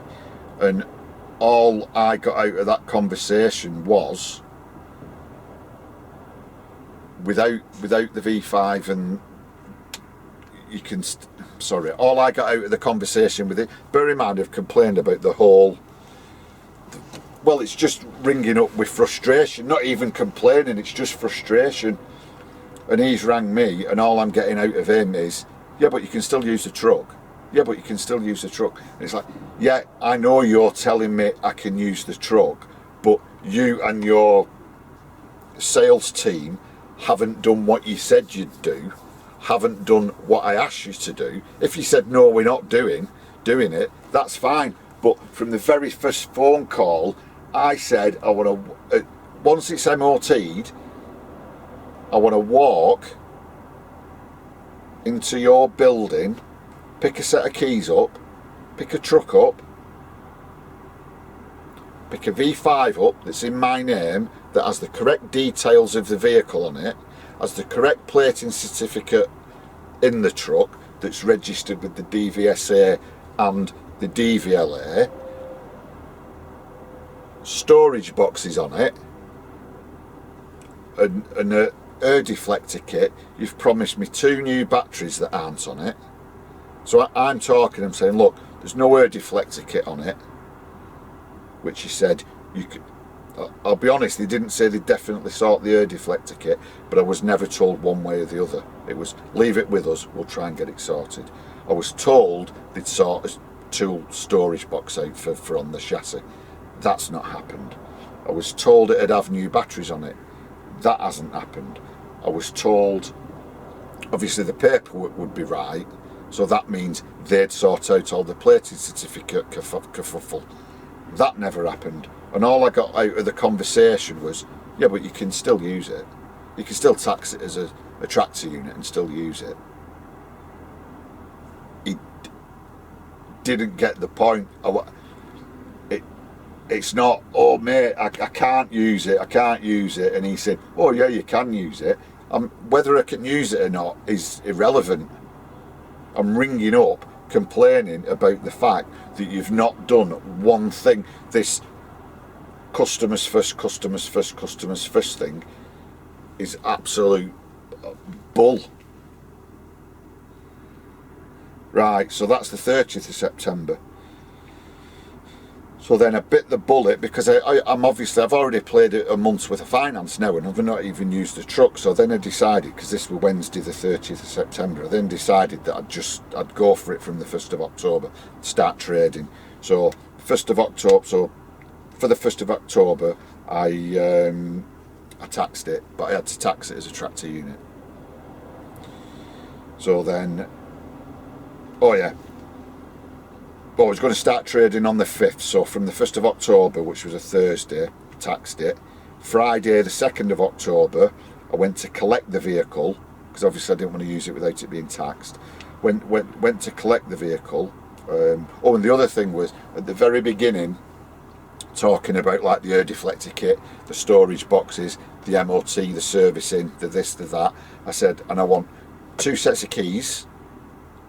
Yeah, don't worry, we've got 2 sets of keys. We've got one set here with the truck, and the other set's down at the other main dealers. What we'll do, we'll have those spare keys sent up with all the service history, because I said I wanted, you know, all its previous service history with it as well, which I got told they had, because they'd looked after. Because remember, the vehicles had one owner from new, it's a 5-year-old. Been looked after by Scania, and they've got all the maintenance history that will be sent up with the keys, right? So bear that in mind as well. So then on Friday I went to collect the truck, right, and given 1 set of keys. I'm told the second set is still down south with the service history that will be sent up. Oh, and the other thing, these are little niggly things now, that when I look round it, I kind of made a point of pointing out, because they were all little things that I'd probably have to spend money on after buying the truck. So it was much better pointing the things out before I bought it, because they're only minor things that they could put right before I bought the truck. It's 2 fuel tanks. It only had 1 locking fuel cap. The other wasn't a locking fuel cap. So, you know, months prior to this day, I was told, yeah, don't worry, we'll put 2 locking fuel caps on it. Another thing was missing. It was the handle for the jack in the cab that's normally under the grill. So I went and picked it up. There was just the 1 key. I'm waffling now. It's going dark.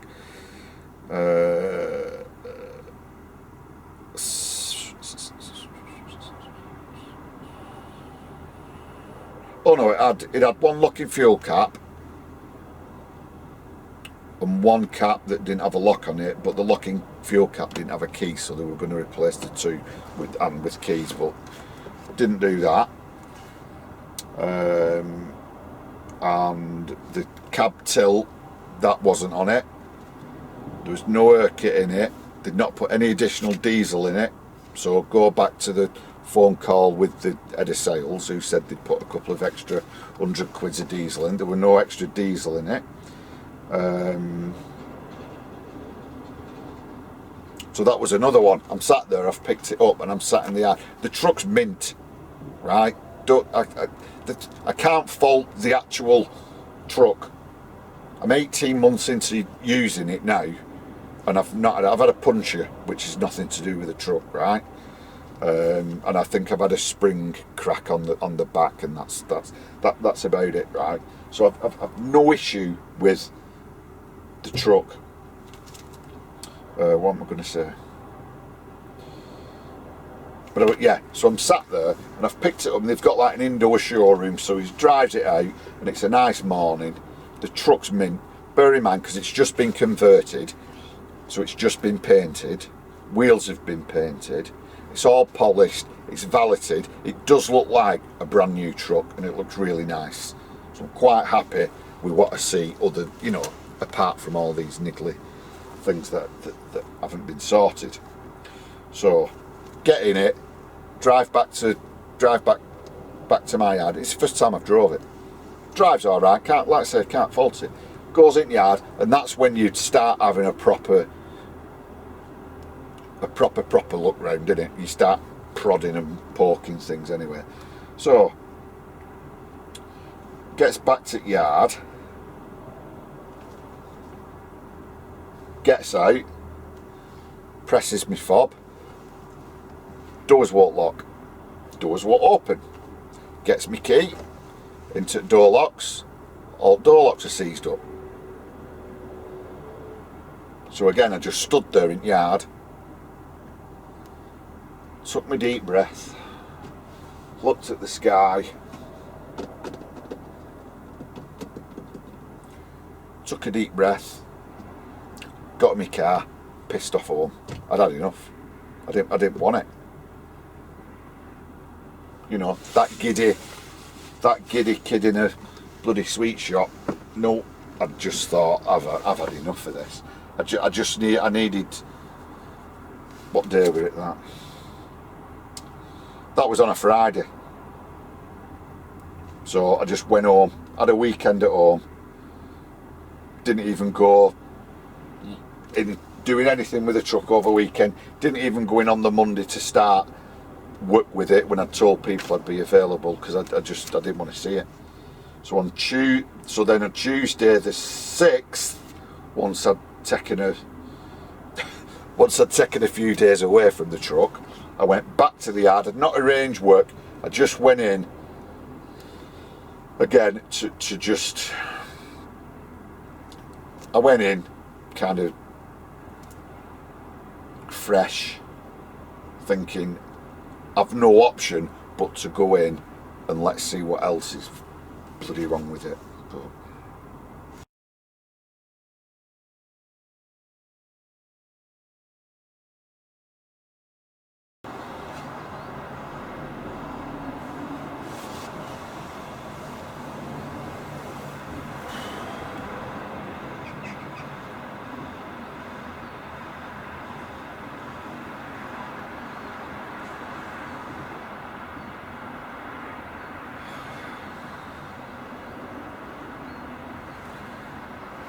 you can't make this up, can you?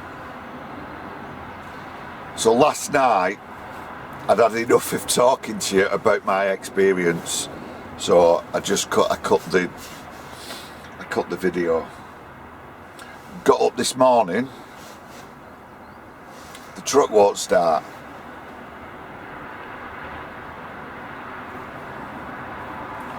Guess what the problem is? Knackered batteries. Well, it'll be one knackered battery, because on a truck, if you don't know, they run off a 24 volt system, and to get 24 volts, even though they are big batteries, the 12 volt batteries, but the two big 12 volt batteries that are linked together to give you the 24 volts. So whenever you have the majority of times when you have a battery problem, it's one of the two batteries, but they always recommend, if you're going to get a new battery, to actually get both.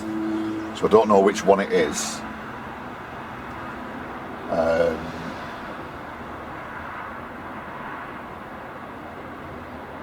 So I was going to get a jump start, because I've got some jump leads. I was going to get a jump start off someone in here, but the truck next to me, he's still got his curtains closed and probably still asleep, so I'm not going to disturb him or her.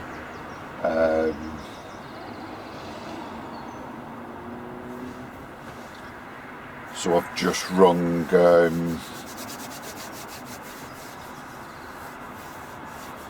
I've just got Scania to come out and deliver 2 batteries to me, and I'm going to fit them when they turn up.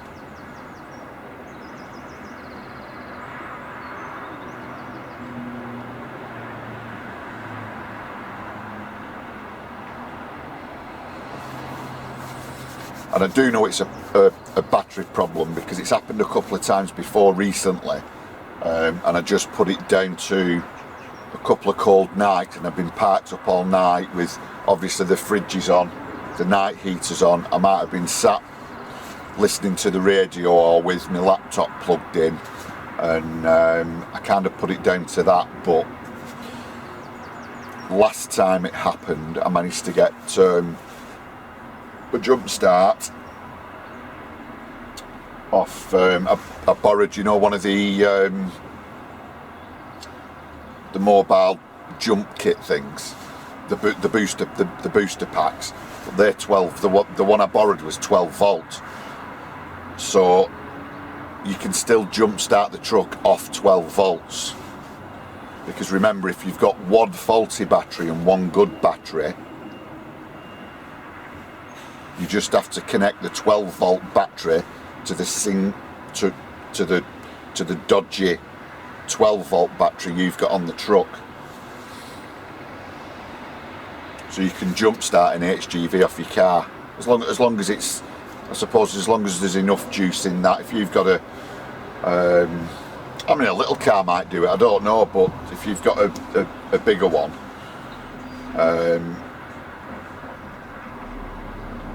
obviously you've more chance. So all you do is connect your battery, your jump leads up, let's say, to your car battery, and then just go to the positive and the negative on one of the truck batteries. And you'll know whether or not you've got the right one, because if you've hooked it up to the wrong one, the truck's still not going to start. So all you do is take it off and put it on the other two, the plus and the minus of the other battery, and then it should start. And if you're ever going to jump start an HGV from another HGV, like I say, there's two 12 volt batteries, and if you notice, they're linked together. So you've got your, let's say you've got your feed going off your live, off your positive, and then you've got your earth off the other battery going to the truck. You've got a positive and earth of the two different batteries linked together with a shorter cable. Now it all depends. Sometimes the batteries are designed, I'll say it properly, but they're designed so when they slot next to each other, the plus and the minus link cable, it is quite short, but sometimes if one battery is the wrong way around, there'll be a long one joining the positive and the negative. So all you need to do when you're jumping in HGV is go to the positive and the earth of the positive off one battery, the earth negative off the other battery, and you connect to the positive of the other battery, one of the other batteries, and the negative of one of the other batteries. Never go battery to battery. And the easiest way to remember it is because there's that bridging cable going from one battery to the other. Just think to yourself, avoid the bridge. You don't want to cross the bridge, don't. So avoid the bridge and then treat it as one big battery, and it's straightforward. I mean, there's plenty of videos on YouTube if anyone's that interested, because it's going to happen to you one day anyway.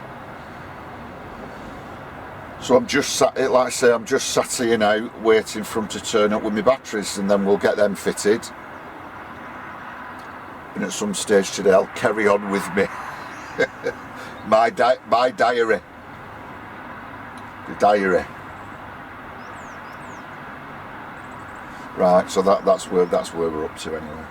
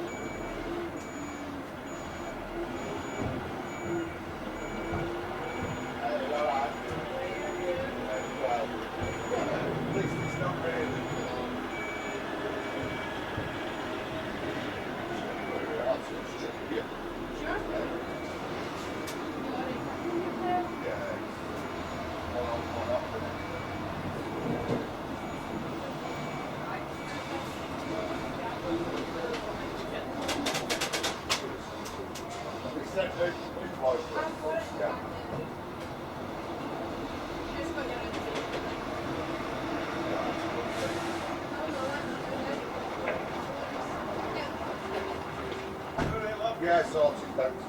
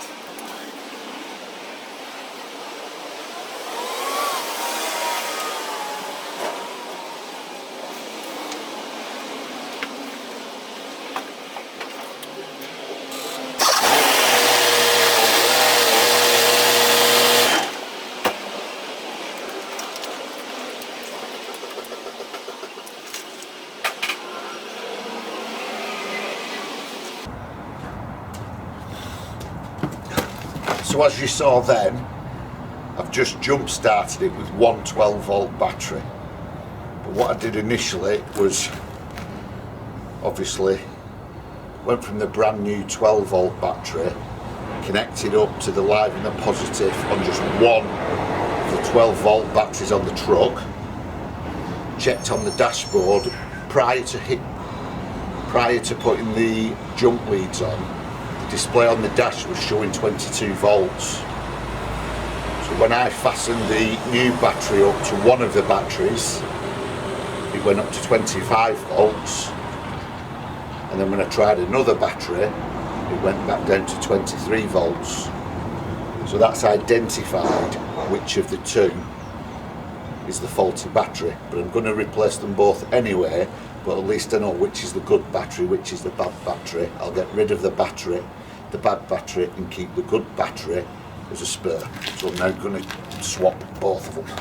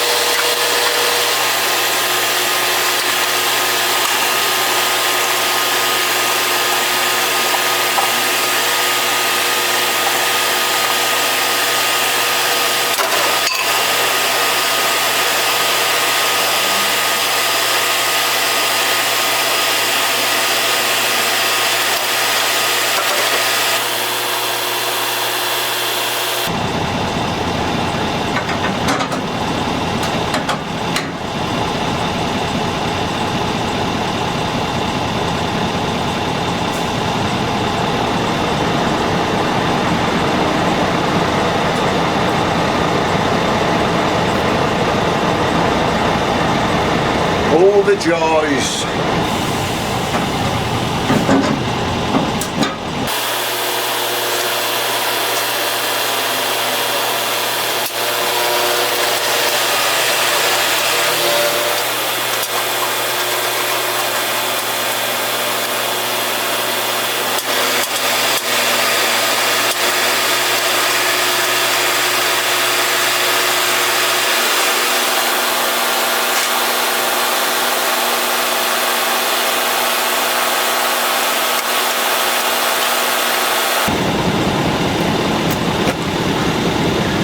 Right, back to the diary.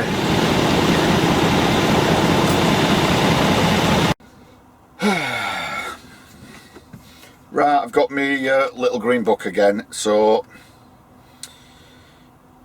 I'm back at the yard on the Tuesday. This is going to go on again. Tell you what, go and get a brew, I'll get a brew, and then we'll get into the into a conversation about what I found when I had a proper look around the vehicle when I'd got it back to the yard. Right, so I'm back at the yard on the Tuesday. Now, going back to what I expected of a main dealer, other than the MOT and the servicing, you also get the 3 months drive line warranty as well.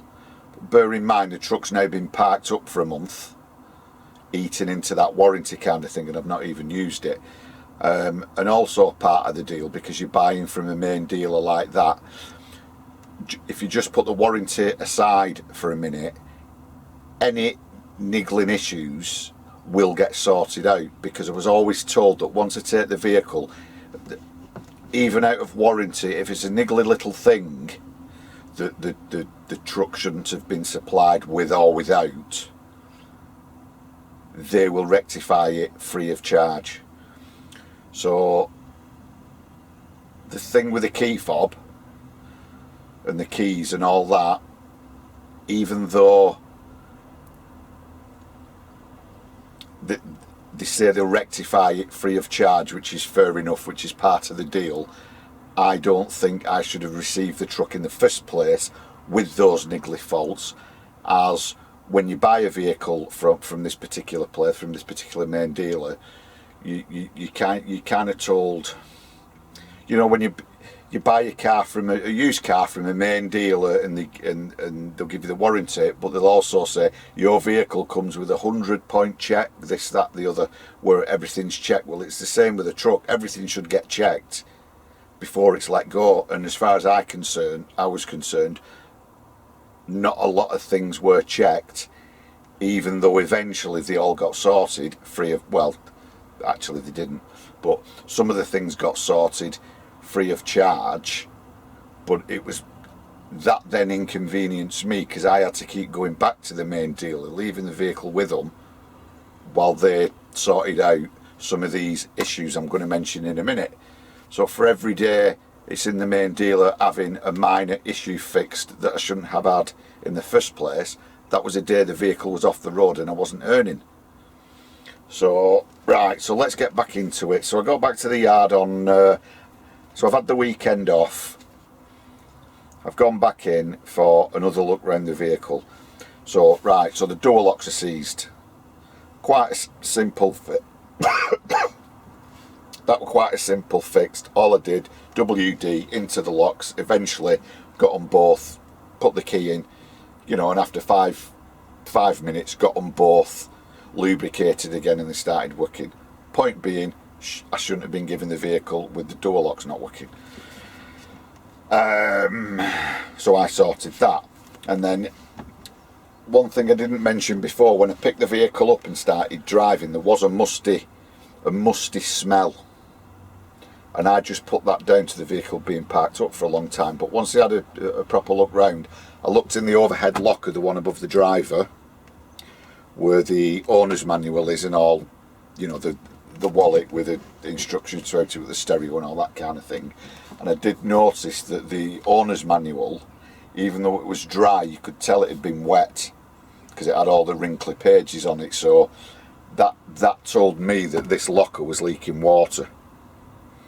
It was bone dry at the time because the vehicle had been stored indoors anyway, and if you remember, I think we had a lot of nice weather anyway, so that was something I kind of noticed but didn't take too much notice of because it would not had any bad weather and it was dry in there, so just bear that in mind. So then I'm having a look round of it. Sorry, I'm having a look round, I'm testing everything like you do, and then the next thing, something I think should have been checked before I picked it up, just put the night heater on. Then I could hear it kicking up, trying to kick up, and then for anybody who's ever had a faulty night heater in one of these, I get the beep, beep, beep, beep, error. Night heater's not even working. Now you'd think that'd be something. I know a main dealer might have a really anal kind of checklist that they all go through and everything else is forgotten about. So I don't know whether that's on a checklist, but even if it's not on a checklist, I still would have thought they'd have checked to see if the night heater worked. The only thing they told me that they couldn't guarantee was whether or not the air conditioning worked, and I think they even mentioned that on the advert, or that's the only thing that they, for whatever reason, they never guarantee. But that worked anyway.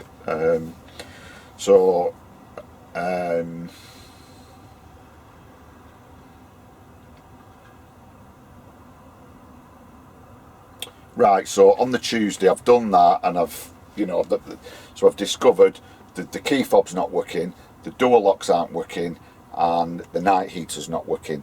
So that day I sent an email to my contact.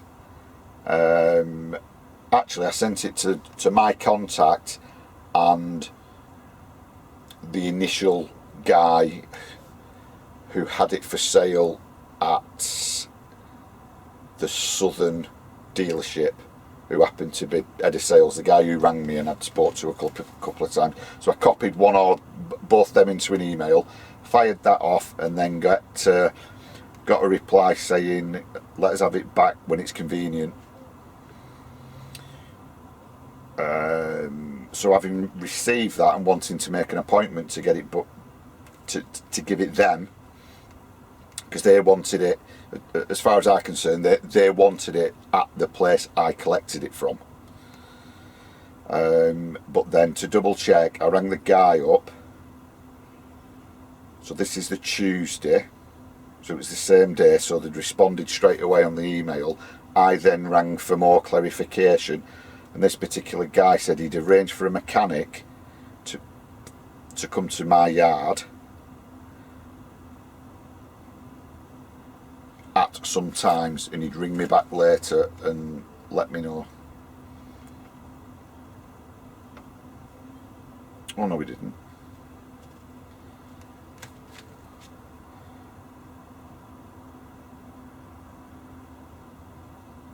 I'd ring later and give him details of what the problems were. He then told me he'd arranged for a mechanic to come to my yard later on the same week. Bear in mind this is Tuesday.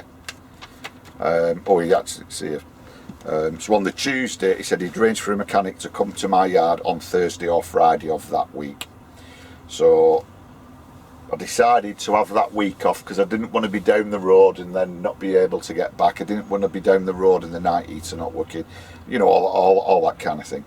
So on the Thursday I went to the yard, just kind of putting my stuff in the truck, you know, just kind of hanging around really, waiting for a mechanic to show up, or some more contact. And like I say, it shouldn't be up to me to keep mithering them. So I just sat there all day Thursday, got nobody turned up, didn't get an email, didn't get a text message, didn't get a phone call. Same thing on Friday. Went in on Friday, hung around, Sent a text that Friday morning to the guy I've been dealing with, asking what time the mechanic was coming, because he didn't come yesterday, so he's obviously coming today because he said he was coming Thursday or Friday. So I sent a text message asking what time he'd be coming today, because it was Friday.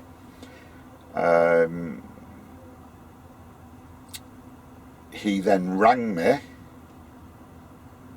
to say no mechanic was coming because he hadn't arranged for a mechanic to come.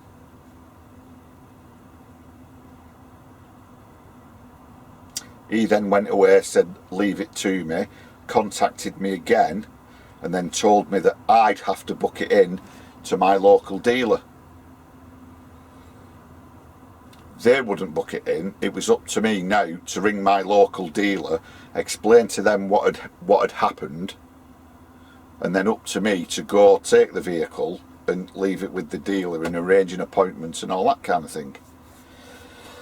Which is another thing I shouldn't be doing. So that was on the Friday. So I rang my local depot.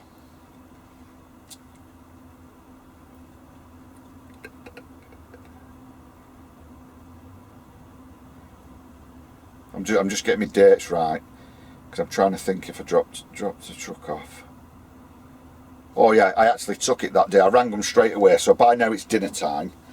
I rang my local dealer that day and booked it in for the Monday, but I dropped it off on the Friday, so they also had it all weekend.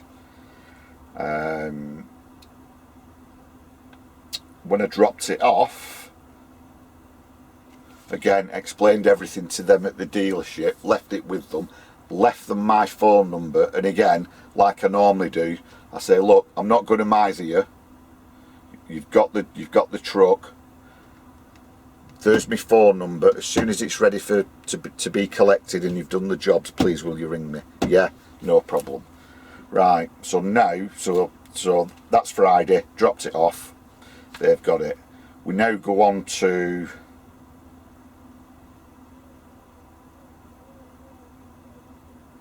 that can't be then. 7, 8, 9, 10, 11, 12. Can't be the 4.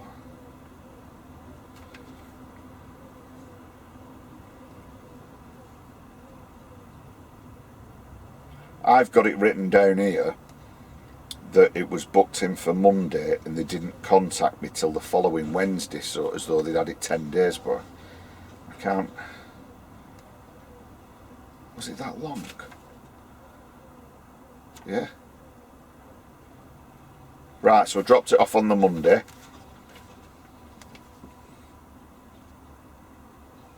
And then on Wednesday the 14th of October, bear in mind I dropped it off on the 7th, still not been contacted by the main dealer to ask how long they're going to be with the truck and when will it be ready, to be told, oh yeah, it's ready for collection. Again, no one's told me. I don't know whether they'd finished the work that morning. I don't know whether they'd finished the work the previous Monday, the previous Tuesday, Wednesday, Thursday, because as usual, no one's rung me. They've done the job, they've parked the truck and then just waited for me, even though they said they'd ring. So I have a look, right, so I go in on the Wednesday and I collect it. And I notice that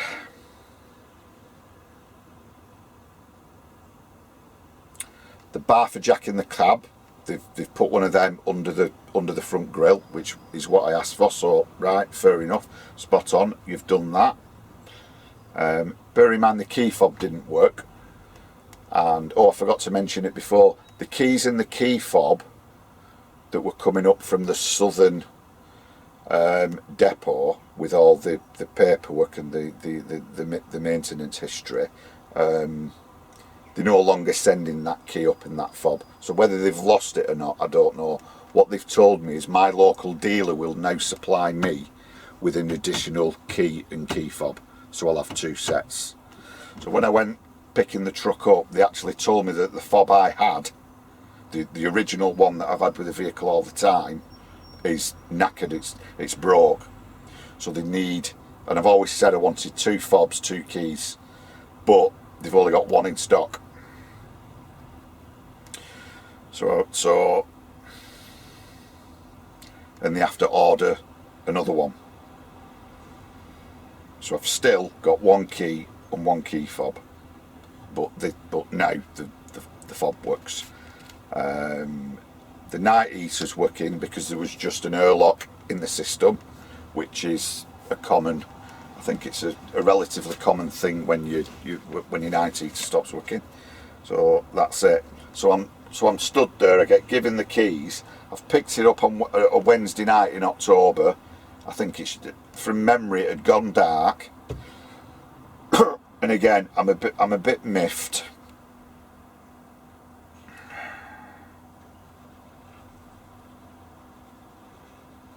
Oh no. Well, I am a bit miffed because when I picked it up, I noticed that there was only one locking fuel cap on, and they said they'd put two on. So it's only got one locking fuel cap instead of two. I've only received one key fob instead of two.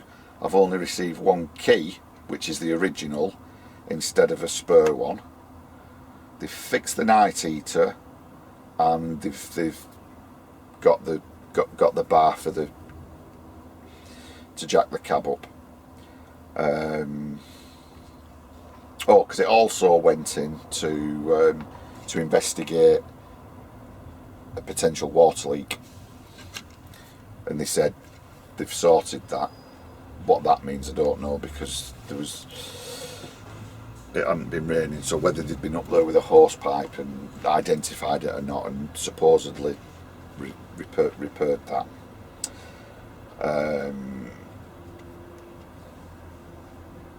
So yeah, so I'm in the yard, it's dark.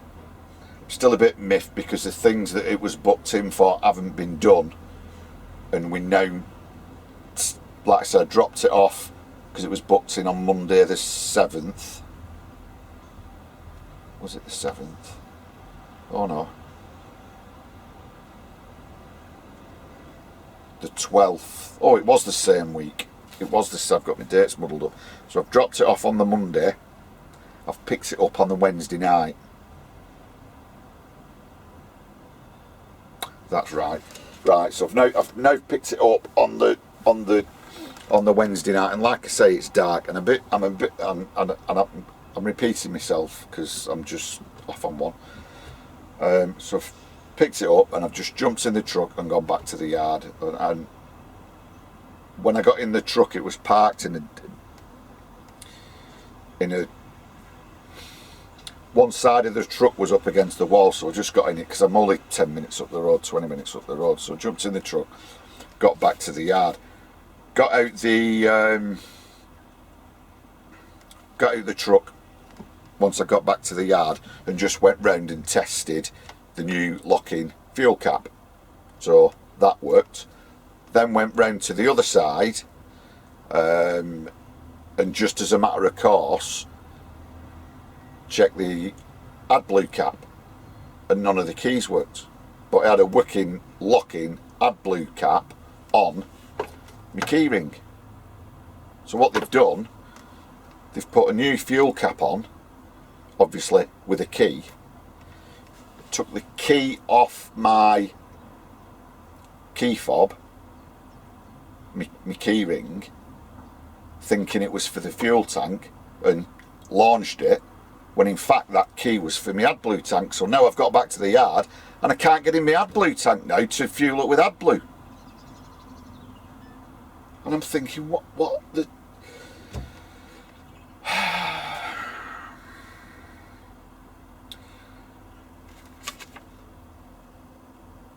So then I ring them up, say, right, I've just picked this truck up. You've put a new fuel cap on it, which ain't a problem, even though you should have put two on. And your fitters launched the key for my AdBlue tank, my AdBlue cap now, and I can't get into my AdBlue. Right, well, you'll have to bring it back in, and we'll sort it. So it's like, for God's sake. Right, so the following day I went back to that dealership. They had some AdBlue because he had to break off the old one because it was locked on, and then they just you know, obviously free of charge, replaced the AdBlue cap, and I got a new key. While I was there, I inquired about the key fob and a key and got told it was on order because they'd had to order it. So that's the end of the second week of October.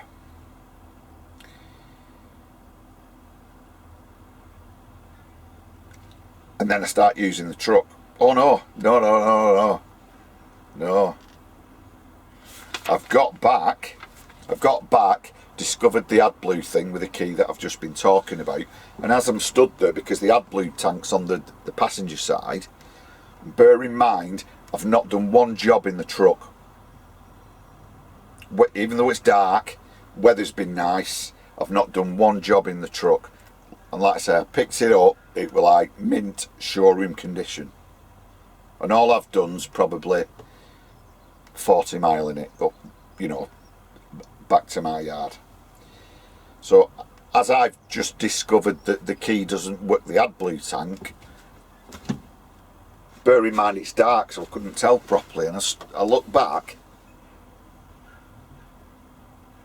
and I look down the whole side of the passenger side of the truck and up onto the lower part of the passenger door and all around there, and it's covered in crap. And I've not even done a job in it yet, and it looks like a tipper. Looks like a tipper that's been wazzing round all winter, that's not been washed. It's just covered in shite. And I'm thinking, how's that happened? And then I'd sussed it at the dealership.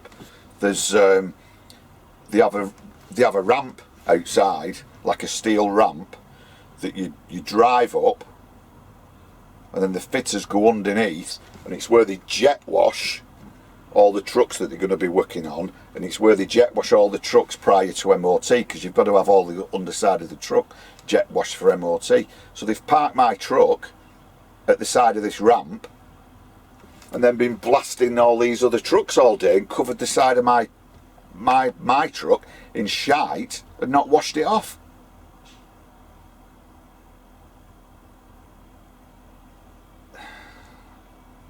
What is it me?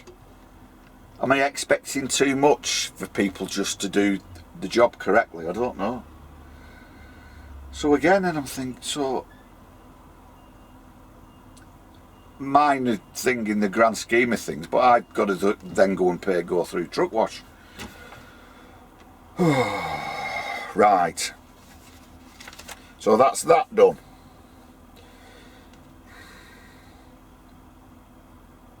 So that's the second week of October.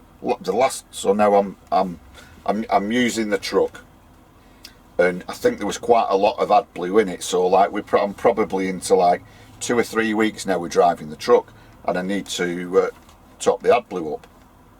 So I go to where I normally fuel up, and they've got the AdBlue. You know, don't buy the containers. They've got them on the pump, haven't they? So pulls up to the put fueled up as well. Gets the nozzle, can't get the nozzle in the neck.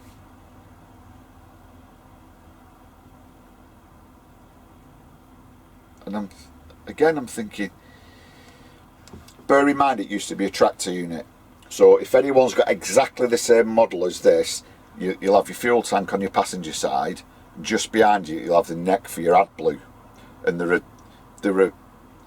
think they're a similar height, or the neck for the AdBlue sits slightly higher. Now on a tractor unit, so imagine that's the chassis of the truck when your fifth wheel on top, and then your trailer goes over the top. So the gap from the top of the AdBlue tank and the bottom of the trailer is quite a big gap, so you can get your nozzle into the AdBlue tank. But because this had been converted into a 26 tonner, obviously they've took off the fifth wheel. Either that part is still part of the old chassis, they've put let's say the box body on, and that sits lower than the bottom of a trailer when that was on the top of a fifth wheel. So basically the top of the filler cap is under the body, under the load bed of the truck, so I can't get my nozzle on. So then I had to go in, buy a container, and tell you how tight it was. I could only just put AdBlue in using a container with the blue plastic nozzle on top, because the blue plastic nozzle went in the neck and then came out, and then there was like an S shape like that, and it had to go up and out for me able to top it up. Simple things. So then I'm faced with the task. Bear in mind, fuel, even though it's quite expensive on some AdBlue tanks, if you buy it in the containers, it's, what is it, 20 quid for 10 litres. So that's £2 a litre, and at the time it was, let's say, 80-90 pence a litre on the pump. So now I'm paying twice as much for my AdBlue because I can't use the pumps.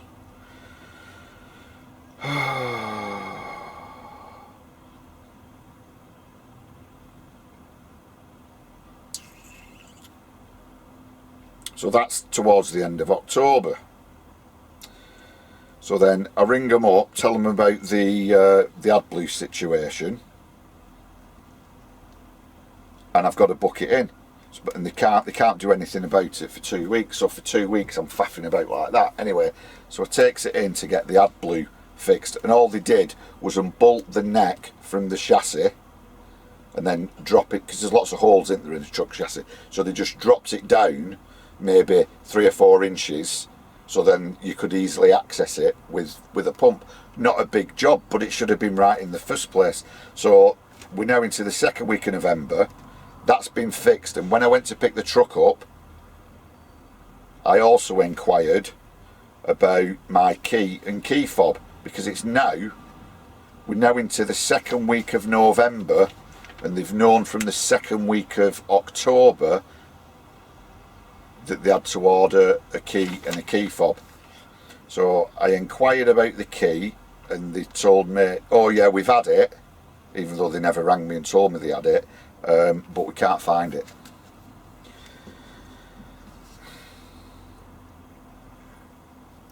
So we're going to have to order another fob and another key, because we don't keep them in stock. Right, so that's the 11th of November. Now it's the 23rd of November. No one's rung me about the key and key fob, so I ring up again. So rather than go through to the service department or the person I was normally dealing with on the desk, who kept telling me that they'd ordered a key fob and they needed to do this and you need to book it in, I kind of asked for a different department this time. I rang and I asked for the parts department. And the reason I asked for the parts department was they're aware of what's been ordered, what's not been ordered. So I asked the guy, I'm kind of bypassing the person I should have spoke to, because I wanted to get to the bottom of it. So I just rang and asked the guy on the parts department, give him my details, the vehicle details, and to tell me what was on their system regarding what parts were on order. And he said none. I says, well, I've been told that a key and key fob have been ordered for my truck. I've been waiting however long I've been waiting now. Can you tell me whether they've been, whether you've got them in stock now, whether they've been delivered? No, because your registration number doesn't correspond with anything whatsoever that this dealership have ordered. Right, okay. Then I got him to put me through to the main desk and said, right, hello, it's me, I'm ringing about my key. As one turned up, because previously they'd told me they'd lost it. And they said, no, we'll just have to ring you when we've got one. Right, okay. Right, so now we're on the 23rd of November. Oh no, that was the 23rd of November, sorry. Right, so now we're into the second week of December. So maybe 10 days later, I ring again 9 times with no answer. Because what they've done, I'll probably identify the dealership now by telling you what they did, but they were, even though I'm not mentioning them, they had a main building and obviously land where they parked all the trucks, and at that time of the year they were having a new workshop built. In the old building, when you rang up, someone answered the phone. They've now knocked that building down, moved into new offices on the same plot and a new workshop, but whenever you ring up now, you get an automated answer phone saying press this number for this, press this number for that, and you know, you'll get through to the correct person. Rather than a person answering the phone and putting you through, you now have to press buttons. So now they've implemented this telephone system, and on this particular day I rang 9 times before someone actually answered the phone. And when I eventually spoke to someone who was on the correct desk, they told me that the person I'd previously been dealing with wasn't in that day. So what they'd do is write my details down on a piece of paper, put that in their drawer or in their file or on their desk, so with a note to ring me as soon as they're back in, because they were supposed to be coming in the day after. So this is the 9th of December. So I left that with them. Now, let's jump forward another 2 weeks, because that person didn't ring me back. It's the day before Christmas Eve now. So I rang again. Right, got this truck, supposed to have a key and a key fob. It was ordered in October. It's now Christmas. Nobody's ever rang me, and I'm still waiting to be told we're too busy, ring in 2 weeks after the new year. Right, so we had Christmas, had New Year. Oh no, sorry, they told me they were too busy for 2 weeks over Christmas and New Year, and they'd ring me back after that time with an update or to tell me what was happening. Needless to say, they didn't ring back, so I left it for a few days. Oh no, I didn't. I left it till Friday the 5th of February because no one's been in touch. Rang again, asked to speak to this particular person who I'd previously been dealing with, to be told, oh, that person doesn't work here anymore. Right, well, who's took over that person's workload? I don't know. Well, surely someone's took over that person's workload and they've got a list of to-dos and not to-dos and, you know, things they were in the process of doing. No. Right, well, I'm ringing up about this key, this sorry, I don't know anything about it. You do know something about it because it's already been in once and you only had one key fob, and then you were going to order another one. No, sorry, you don't know anything about it. Right. Then they put me through to someone else. So I'm speaking to this other guy now who was helpful. He's a new employee. I don't know whether he'd replaced the person who'd left. He was a new guy. He didn't quite know how the dealership worked as yet, because he was the new guy. So he took all my details and promised to email the kind of, I don't know whether it'd be the people in charge, but the relevant people within that dealership with my information, because he really didn't know what the score were. And to prove that he did do that, he also copied me into the email. So when I read the email, it was from him at .com to me, and then Joe Blogs at .com, Dave whoever at .com, at .com. Each of them were probably, I don't want to say the job title because it might not be, you know, it could be, one was the workshop manager, one was the service manager, one was the customer care manager, one was this, that and the other, and they all got copied in. And at the bottom of the message it was like, right, how are we going to, you know, what we're going to do about that? Never got a reply whatsoever of any of them telling him what to do about it. And now I'm that miffed. I stopped writing things. I stopped writing things down. Right, but I do remember about a week later. No, it was two. It was a couple of weeks later. I rang him up and said, "Oh, I'm the guy you spoke to. Sent the email. Oh yeah, I remember. Right, I've not heard anything. Have you heard anything? No. Leave it with me. I'll get it sorted, and I'll email you." And fair enough, a couple of days later, he did email me, but all he emailed me was the cost of a key fob. Thanks for your inquiry, a key and key fob's 400 quid or whatever it were.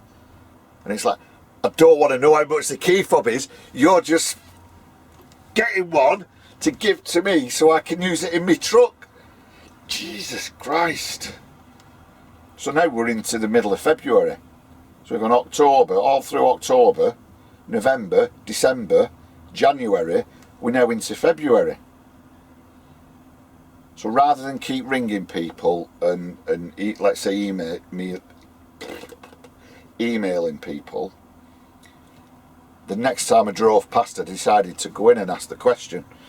So again, went in, spoke to someone on the desk, said, right, I've got this truck, I've had it since October. It originally came in October. You're supposed to be getting me a key and a key fob, and you keep, excuse the pun, fobbing me off. I want to know what's happening. Right, what's your reg? What's this? What's that? Oh yeah, we've got some of them in stock. If you give us an hour, we'll get one at fitters out, and he'll come and he'll give you a new key and key fob, and you can program it in. He'll program, because they have to plug the don't know whether it's diagnostics or they plug something in to program the key fob in. So then I sat there for an hour. Obviously, technician, mechanic, fitter came out, had a key that worked, programmed the key fob that worked, and I just happened to say to him, I said, has this been ordered, or are these things, you know, are these stock items? Oh, these stock items, then we just have them on shelf.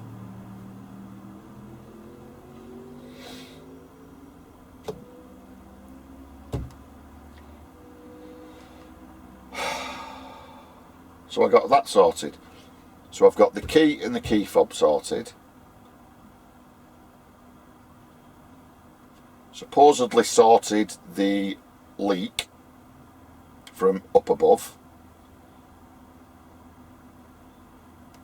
And then it absolutely lashed it down, and this happened.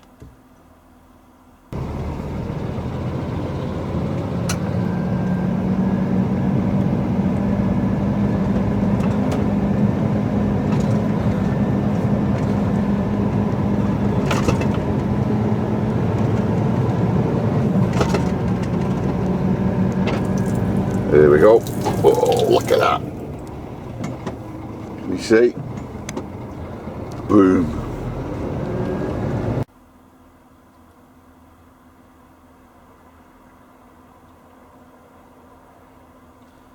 So they didn't fix that. Guess who fixed it? Ta-da! And do you know what I did? I got on the roof, and on these, a lot of people think it's part of the sunroof, and it's not. You've got the sunroof, and either side of the sunroof there's some roof bars, and they go parallel with the truck towards the front over the cab, and then there's like a bracing piece that goes across the front, and they're put there by the manufacturer for aftermarket parts. So if you want a rotating beacons, they supply a rotating beacon and a bracket that fits directly to that, or a couple of spotlights or air horns and all that kind of thing, and that's what it is. And all there is, there's a bolt that goes through. You know, it's like a little roof rack. So all I did was dig out all the sealer they'd put on, undid the bolt, just lifted the front of the bar off the roof, because I'd obviously took the bolts out. There was a bit of movement. Wiped underneath it and wiped a load of shit out of it. blew in the hole and blew in the top of the hole of the roof bar, made sure there were no crap on the washer, put the bolt back in, did it from both sides, doesn't leak now.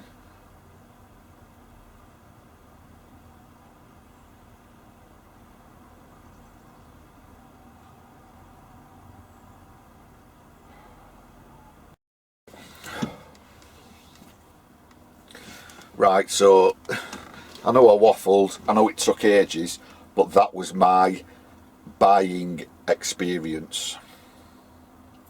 Would I buy again from this particular, should I say dealership? I would buy this brand of truck again, because I can't really fault it. Would I buy direct from these? I doubt it very much.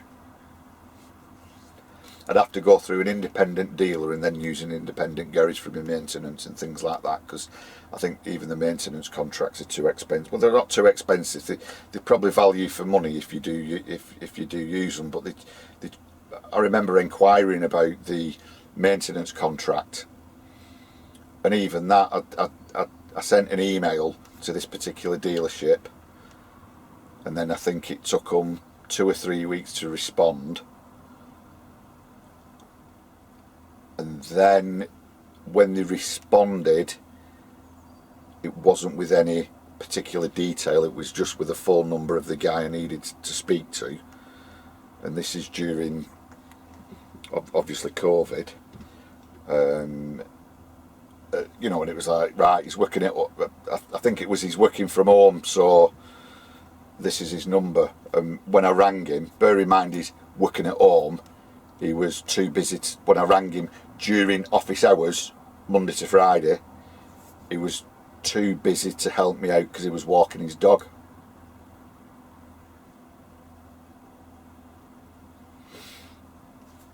And then he never rang back, and then you know, and it's that constant, people, come on, just have a bit of professionalism.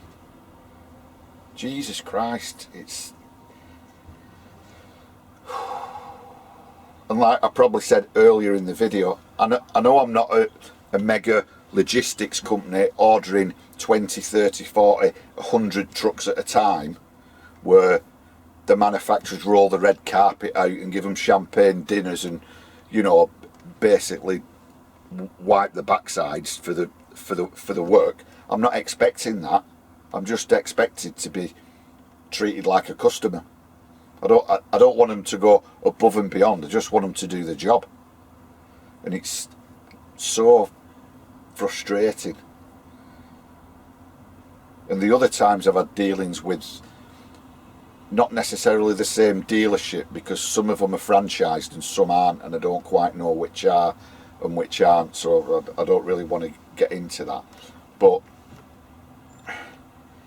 like I say earlier in the video, you can't tire everybody or every organisation with the same brush, because even this morning with the flat batteries, I used their main dealers to come and bring me the batteries, and I can't fault them. Alright, they only came and brought me some batteries, but when I rang them up, they actually answered the phone. It wasn't an automated call thing. The bloke was a decent chap that I spoke to. I told him my situation.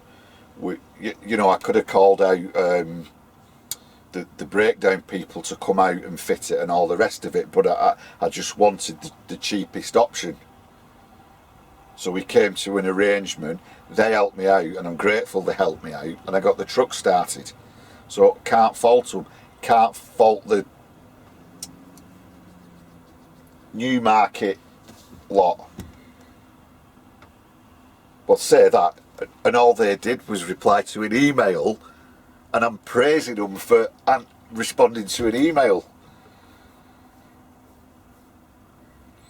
So yeah, so the truck, even though occasionally I did get an odd email asking if I ever wanted a maintenance contract, I've I'm using an independent garage near me because it's a lot cheaper. And like I say, sometimes just because it's cheaper doesn't mean it's better, but there's certain things that I just think are too expensive. I had engine warning light came on a few weeks ago, just intermittently. It was the amber one, the yellow one, it wasn't the red one, but there was not, I couldn't see anything wrong with the vehicle. There was nothing on the what do you call it on here, it flags up if there's any, if there are any issues, and that said no issues. So it kind of an intermittent oddball thing. So I went into a main dealer just to ask if they could plug the diagnostic thing in and tell me what the issue might be, and if they told me what the issue was, I'd be willing to buy the parts. And it were, well, it's 120 quid. Oh, sorry about that. I've been waffling that long, but no memory on the SD card. Yeah, so it was 120 quid just for them to plug the machine in to tell me what may or may not be wrong, because sometimes they can plug it in and they can just say, oh, we don't know, it's an intermittent fault or something like that. So I know these things cost money. I know there's research and development in all this technology and there's bills to pay and all the rest of it, but it just seems a bit excessive when my local independent garage did it for 50 quid. And it turns out there was nothing wrong. There was no fault shown. They've reset everything, and that was 3 weeks ago, and it's not come back on. So I'd have wasted 120. Yeah, I've kind of wasted 50, but I'd rather waste 50. Well, I didn't waste it, did I? Because it got rid of the warning. So I've kind of lost track now because I was faffing with that SD card. So would I buy from them again? No. Would I buy the brand again? Yes, because I can't really fault it. There's niggly things, and you get niggly things with everything. I'm just disappointed that all the niggly things and all the things I pointed out prior to buying the vehicle that I'd be told would be sorted before I picked the vehicle up, none of them got sorted. It was left to me. And that was the one thing, that's the whole reason for this little book, because I knew what I just knew it. I knew for as soon as I saw the original, go back to May when I first saw the advert online, I saw the description, I saw the photos, I saw the details of what the DVLA had on record. And I knew from then I'd have issues, even though I made them aware of it, and they said, don't worry about it, we're our business is customer. Oh, one other, I've just remember, I've just listened to this, let me just get it, just a minute. Because I've kept it specially. Right. Remember, let's just go back a bit. I just want to look at something on here.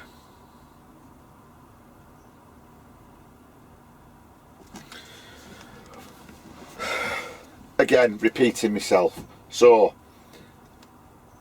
I've identified it used to be a tractor unit. I've identified it used to be green.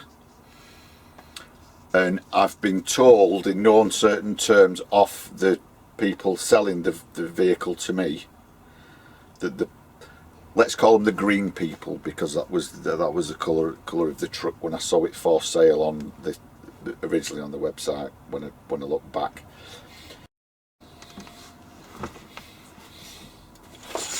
Right, so the green people have had it for 5 years. I don't know whether they bought it, I don't know whether it was leased. I got the impression it was leased a 5-year lease. It may have been bought and then they've chucked it in after 5 years. Right. But judging by the paintwork on it, it's evident that it left the factory as a white tractor unit, then was painted green, and now has been painted white again. I served my time when I left school working in a body shop doing bodywork repairs. I wasn't very good, but I can spot those little things, those little clues that tell me that. And there's certain things, I'm not going to get into too much detail, there's certain things about the vehicle that tell me it left the factory as white, was painted green after it left the factory.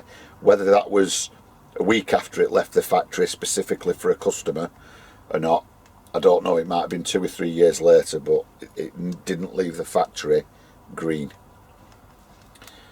Right, so I've been told the green people have had it from new up until it changed into a 26 tonner. Now, when I went online, you know these guys you sometimes see at the side of the motorway on the bridge, truck spotted and taking photographs. Well, all I did was put the reg number of the vehicle in, and some of those pictures popped up. So I identified the company. That do fruit. I identified the company so I could see that they'd had it, and that they were the only pictures, right? So then going back to when I initially picked the vehicle up and got back to the yard, and I'm looking around and the night heater's not working, and this and that's not working, and that's not working. Under the seat, I think it was under the seat, under the bed, I found an all licence disc with this reg number on it that expired. Well, it doesn't matter when it expired because it's not really related to the vehicle. That's just it's related to, so it doesn't really. Your all licence is your licence to operate vehicles. So the date on it doesn't give you any indication of how long the vehicle's been part of that fleet, so it doesn't really matter. But bear in mind, I've identified the green people's company because I've seen the pictures. All licence here with this reg number, Asda. They told me it's had one owner for 5 years. I've now identified 2 owners. Why would they do that? Doesn't make a difference to me. I'd have still bought the truck, but it's constant bullshit. They're constantly telling you what you want to hear, but never actually doing what they need to do thereafter. And it drove me bonkers. I'm all right now. I'm getting a bit peed off now, but it just drives me bonkers. So did it leave the factory as a white tractor unit, do 2 years for Asda, then they chucked it in because they lease them from brand new, don't they, for let's say 2-3 years. I don't know, it may vary from depot to depot, I don't know.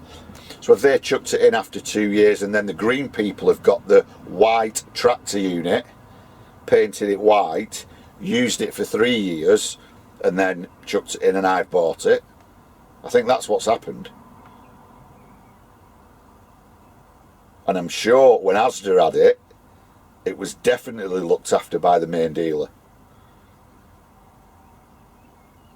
And if I'd have been given the maintenance history of the vehicle, which I was promised,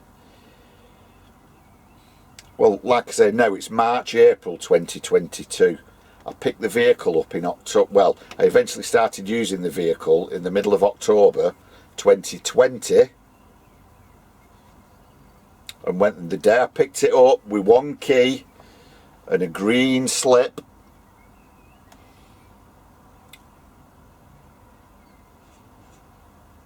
and I was told the keys would be sent up with the maintenance history.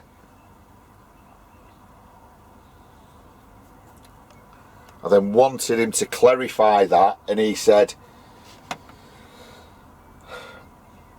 words to the effect of, everything's on an online system now. It's all on a computer. And these are his words, you know, not word for word, but I remember it because it's the type of thing I remember. Everything's itemized, well, not necessarily itemized, but everything's logged on the system. So what I'll do, I'll get the history, the file, because there must be a file somewhere on a computer. I'll email you the file that'll have all the history from brand new on it. Now, if certain things on it don't make sense, if there might be something in there that's cost, let's say, £5,000, but it may not identify what that was for. But if you see that on this, on the file, ring, give me the date and the cost, and I'll be able to tell you what that bill was for. And as I left, I remember driving out saying, don't forget to send me the maintenance history of this vehicle, because I want it. 18 months later, I've still not got it. All I've got is an owner's manual, and now the history I've started accumulating with it. But if I'd have been sent or been given access to the maintenance history of it when I asked for it, I'd have been able to see that it had Asda and the green people.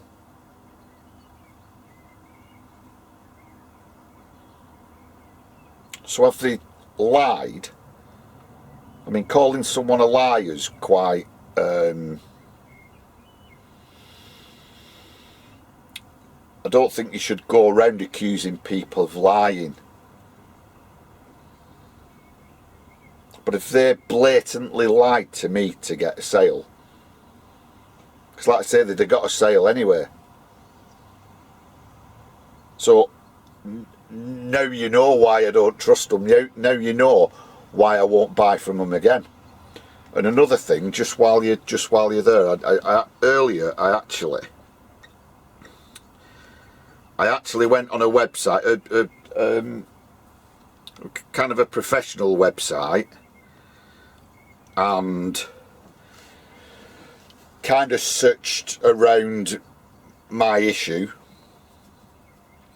and this popped up. Now I'm sure this guy won't mind me mentioning his company because it is on an open forum, and it's a haulage firm called SDB Haulage. I don't know where they are, but he's made a comment on here. Right, it says, I purchased 2 of these vehicles from the same place I did, and at the time all was well, but still 12 months on, they still haven't completed the deal and finished the trucks to how we agreed, and that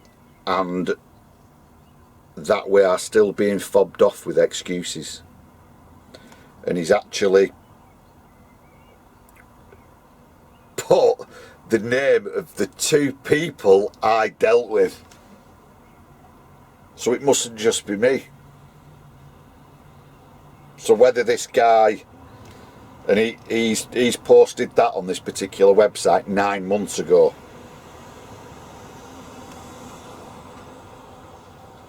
making reference that was 12 months after he'd bought vehicles and they still not finished the trucks how they have. Well, I'm 18 months after the purchase, nearly 2 years after the first inquiry, and my truck still isn't as agreed.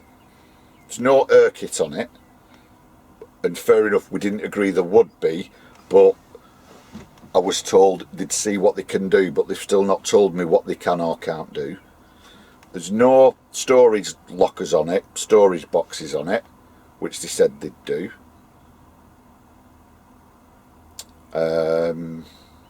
They didn't put any diesel in it like they said they would, the 200 quid for the inconvenience of paying the extra road tax.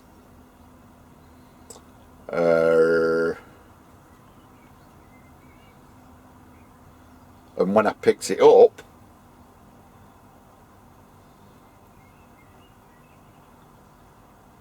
it was then up to me to go and make appointments and book to have things done at a main dealer.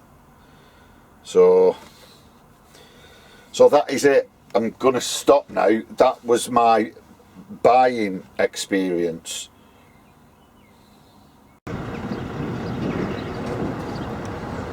Right, let's get some daylight in this video, because I know it's been very, very dark. So we're now 18 months after purchase, and as you can see, there's no air kit on it. Like I say, it wasn't promised, but I've still not been told one way or the other. And you can see now, for a 7-year-old truck, you know, it still looks in really good condition. And it's, so as you can see there on the chassis, you've got that fuel tank. And let's just go around the other side.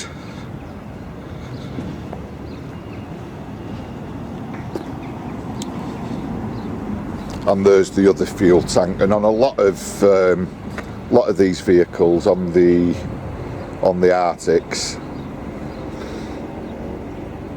you'll find a lot of these do have twin tanks. And I'll just show you the AdBlue. So you can see the height of it now, slightly lower than the filler cap for the fuel tank, but previously, if you look where this neck's bolted to the chassis there, previously you can still see the marks there. It was bolted there. I mean, and there's where are we? There's not a lot in the height from that top bolt. If you imagine it was bolted to that top bolt, but that meant that this cap was kind of here next to the tank, but kind of under the bottom of the load bed there. So that top was here, so you physically couldn't get the nozzle on, and you had to force the blue plastic filler off the AdBlue containers kind of up there and around and into the neck. Like I say, no great problems. It got sorted for free. It's like I say, anything that got took back after the purchase that just needed tweaking or sorting out would have, you know, they'd do for free anyway. But for one, I shouldn't be picking a vehicle up with all these niggly little faults, and two, once they've got the vehicle, it shouldn't take them months and months to rectify the problems. And since I had it, actually, I went through a phase, kind of, was it just before Christmas? And when I got it, there were no holes or anything in the curtain, but then someone stuck a Stanley knife through that curtain there. I think at the same time that was done. Let's walk around the back. You can see the tail lift. That's another minor thing that you've got to be wary of. You see that hose there with the blue writing on and the yellow writing. A couple of weeks, you can still see there where it popped the other week. So that's been replaced, but that's just your standard kind of issue that does happen, that you've got to be prepared for. There's another one there, and another one there. You can see they've been repaired, but I went through a stage over maybe I think it was about 3 weeks, parked up in 3 different locations overnight and got the curtains cut. One was on, is it Burton with Derby services or Derby with Burton services? The other one was, I think, Tib Shelf, where I got done. And the other was where was it? Warwick services as well. Another thing I didn't mention, when I first picked it up and got back to the yard and was messing about with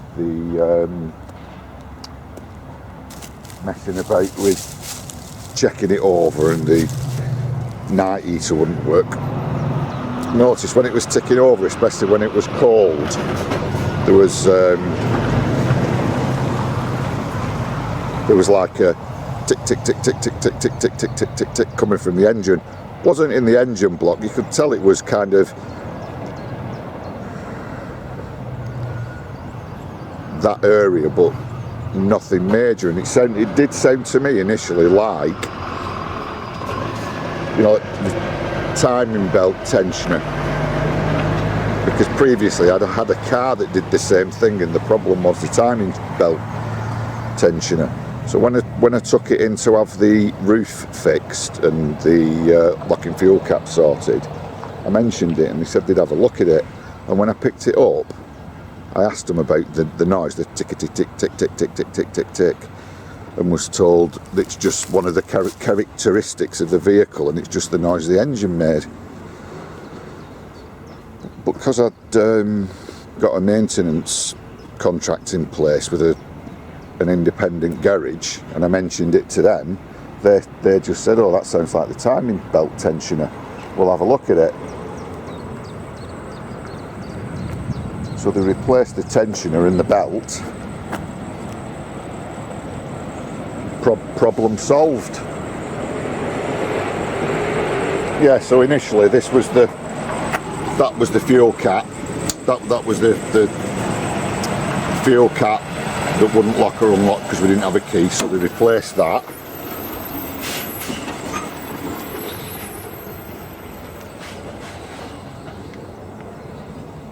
And then, like I say, eventually I got another, but when I got another, they threw the key away for that, so I couldn't get in there, so then that had to be replaced. So all in all, that's it. I just thought I'd go over a couple of things and show you the truck and give you a bit of daylight. So for those of you that are still watching, which probably isn't a lot, thanks very much. And there you have it. That was my experience of buying this vehicle. So I just I'll finish off. This is kind of a epilogue really. I'm not going to go over anything else I've spoken about, and like I said during the film, I tried my best not to mention the manufacturer, but it kind of slipped in a couple of places, and if it isn't obvious by the video, I think it's pretty obvious now, isn't it?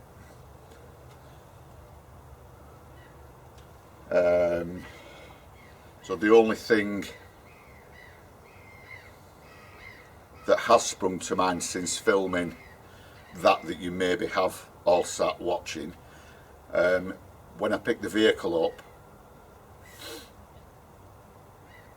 and took it away with the green slip and the keys, I was also given the plating certificate that had been delivered by the DVSA to the place where I'd picked the truck up. So then I left, but the story doesn't finish there with relation to registering the vehicle. I then had to go away with that plating certificate, wait for a V5 to arrive. Remember, I had the green slip, and the people I were dealing with, I didn't know, but I don't think any longer you need to sign the bottom of a V5 when there's a change of ownership. I think they either did it online or sent it in themselves. So after maybe a week, 10 days, I then received a new V5 in my name or the company name. But that V5 still identified this vehicle as a green tractor unit. I then had to go through the faff of sending everything to the DVLA so they could send me another V5 identifying it as what it is, and that process involves sending that plating certificate sending back the V5, even though I just received it, so sending it straight back to Swansea, filling in the section inside of the V5 with changes. In addition to that, I then had to take photographs of the, go around, take photographs of the truck, print them off to prove it had been converted, put that all together, and then send that off to Swansea for them to kind of have a look at it all and go, yeah, look, here's proof the vehicle has gone through the change. And then maybe 2 weeks later, I then got a V5 back, again in my name, with all the correct details. So at the end of it all, and the thing I knew from the very start, I've said it before, with the green book, writing it in, I knew it had happened, and it happened, and it shouldn't have done.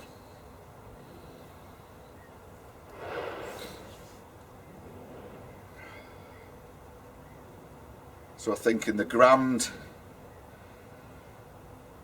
not the grand scheme, but what can I say if I had a message to these? Rather than using the services of certain YouTube bloggers on some cheap PR exercise by sending them to Sweden to drive around in the snow for a bit of free advertising. And this isn't a dig at them for going to Sweden and on a jolly, because it's a free trip, innit? I'm not. That's not an issue. They can do what they want. So rather than do that and have them read a script to suit your narrative, maybe you should just take a step back and focus on the three main things that we keep being told you champion. And again, that's your customer, and your customer.